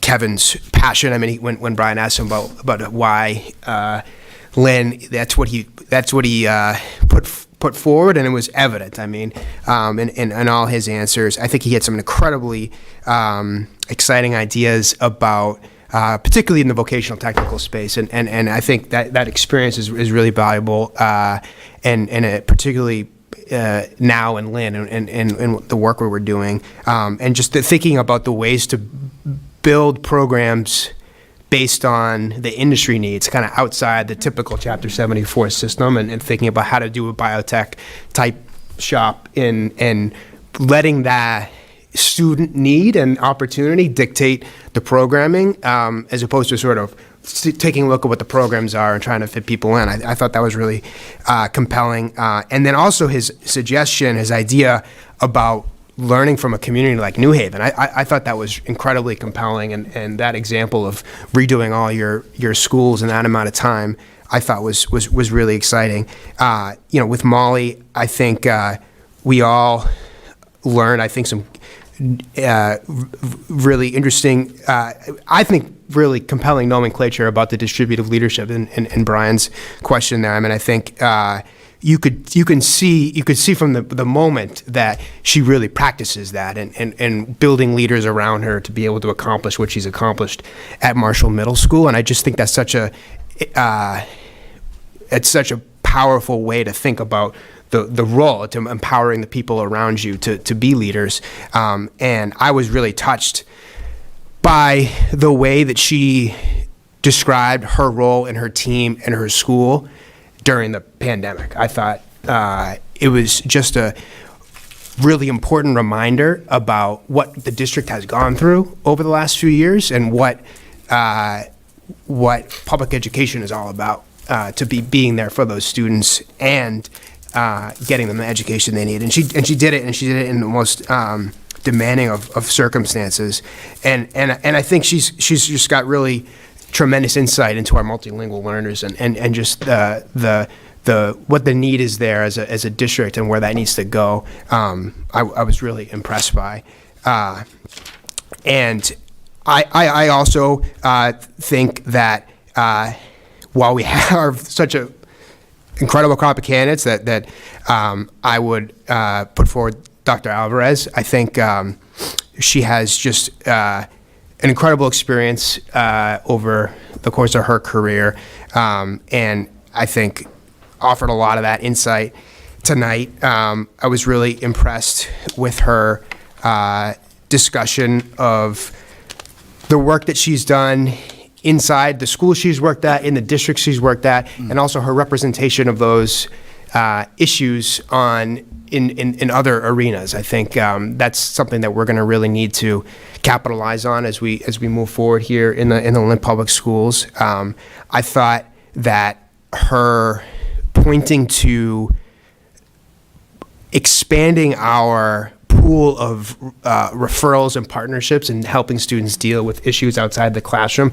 building those relationships directly with the housing organizations, directly with the food security organizations. I thought that was a really compelling point. Her commitment to the visibility and accessibility as a way to drive engagement, and I think her highlighting that. Her guardian ad litem experience in response to Member Castellanos' question was a really great addition to the sort of thinking there. So I think she's got experience in a large urban district that has, like she said, experienced that transformation, and I think. All the references came back incredibly strong, and I think seeing the references confirm that sort of hope that that success that she has had in Miami and Providence would translate here, I think was really important in my thinking. So that's how I'm thinking about it. Yeah, and just to kind of add a little bit, I think all three of them, my question about their professional experience, what I was looking for that was a student-centered answer, and I think all three of them did a great job with that.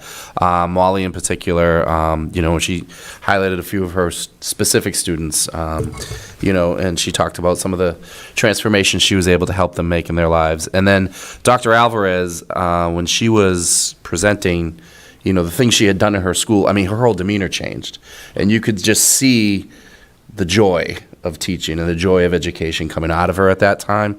When you got away from the educational jargon of some of the answers that she needed to give, and you just got to the root of, this is what I've done, you could really see that coming out of her. And, it gave me chills, too, to some degree, to watch her do that. Being a teacher and watching an educator, explain how they've transformed students' lives.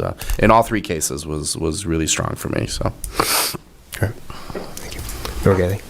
And Eric, Mr. Dugan, I really wish that you could have gone around with the schools today, because that's the side that I saw all day.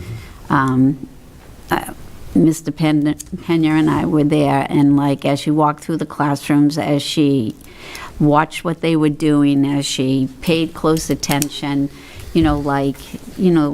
walk quietly, but was making everything, looking at everything, seeing what the curriculum was, making really positive statements of what we have here and how good it is, correct, Kim? And it was very nice to see. Answering questions, sitting at a desk is tough but you're right, when she showed what she accomplished. It was huge for me, so, but. Thank you for that, Lorraine. Thank you. Member Magnolia. I would also like to commend the two candidates who spoke about expanding VOTEC past our traditional notions of what constitutes VOTEC. Because I know from my work at the college that, certificate programs in very specific fields lead to very quick employment. And to understand that at the sort of K through 12 level in terms of how we can partner with industry, but also think about credentialing in a different way than just the traditional, like, oh, you have to be in a place that has a shop, or you have to, once we expand our CTE is the buzzword, right? Career and technical education. And I think this brings to this superintendent search process a real rush of energy towards not changing necessarily, but expanding in ways that will give more students more opportunities to not just pursue their passions, but also to pursue gainful employment after education. And something we talk about in the higher education world all the time is stackable credits, which is if you have a high school credential that allows you to have employment, can you then stack those with more credentials later on? And the industries in which that is really doable are biotech, their technology, their cybersecurity. All of these, you can just keep going if you want to, which bridges the divide between technical education and higher education. And I think being able to vision that process is really worthwhile. And I think it's going to do a grave service to all of the students in the Lynn district to be able to sort of think in new ways about how we can do that. I'm also really excited about thinking about space utilization differently than we have before. We've obviously at the committee talked about, the new Welcome Center and then the leasing of space for some of our most vulnerable students. And I think in order to look at these new VOTEC opportunities, we're also going to have to think creatively about space. And I'm genuinely excited about a new superintendent who can think very creatively about space. Me too. Great. So we will be meeting Tuesday at 5. Go ahead. Well, I just would like to take another straw poll of our members to see if we would like to vote tonight, given the nature of the discussion. Yeah. So there were two of us who were on the fence a little bit, and maybe we've changed our mind at this point. Possibly. So could we do another straw poll before we adjourn, Mayor? We can? Yeah. So I am ready to vote tonight. I'm ready. Ready. I'm ready. I'm ready. Ready? Okay. So then we will ask for a roll call, and you will say the name of your preferred candidate, and then we will take a separate motion after that to make a selection. Member Castellanos? Say the name. You said the Okay, name. excuse me, sorry. Yeah. To Dr. Evonne Alvarez. Member Capola? Dr. Evonne Alvarez. Member Dugan? Dr. Evonne Alvarez. Member Gately? Dr. Evonne Alvarez. Member Magnolia? Dr. Evonne Alvarez. Member Pena? Dr. Evonne Alvarez. Mayor Nicholson? Dr. Evonne Alvarez.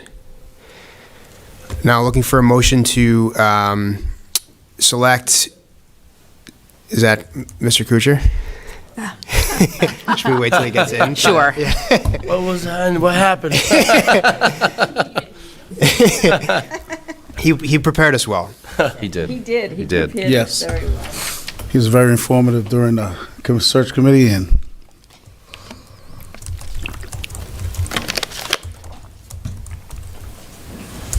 can I make a comment? Yeah, you can if you want. Thank you, Mr. Kuchar. So we just did a roll call in which everyone expressed a preference for Dr. Alvarez as the superintendent, and so we were talking about entertaining a motion to select Dr. Alvarez pending the successful negotiation of a contract. Is there anything you'd like to comment on for the committee? You also missed us thanking you for doing a great job. So Thank you, Glenn. he made a long drive to get here, so that was made it worth it, right? I didn't have my cell phone Velcro to the steering wheel. I was able to see you, but I couldn't hear you. Okay. Thank you. So why don't we get that motion made and seconded, and then we can open it up for discussion. So motion to select Dr. Evonne Alvarez as the next superintendent of schools in Lynn, pending contract negotiation. Second. Motion made and seconded. Any discussion?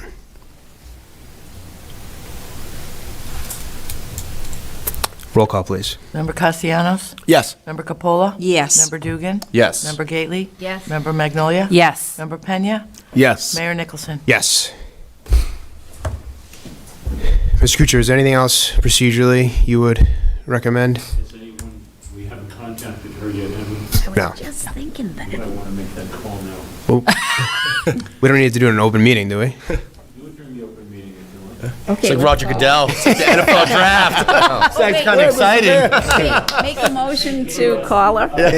Recess, so you Make a motion to call her. Okay. Okay, sure. Okay. Sure. I'll make a motion to take a brief recess. Okay. Second, all in favor? Aye. All right. Draft. Be in the Feels like the room. draft. I'm like, Actually, wait, no, because then it's an open meeting. you coming to the Lynn?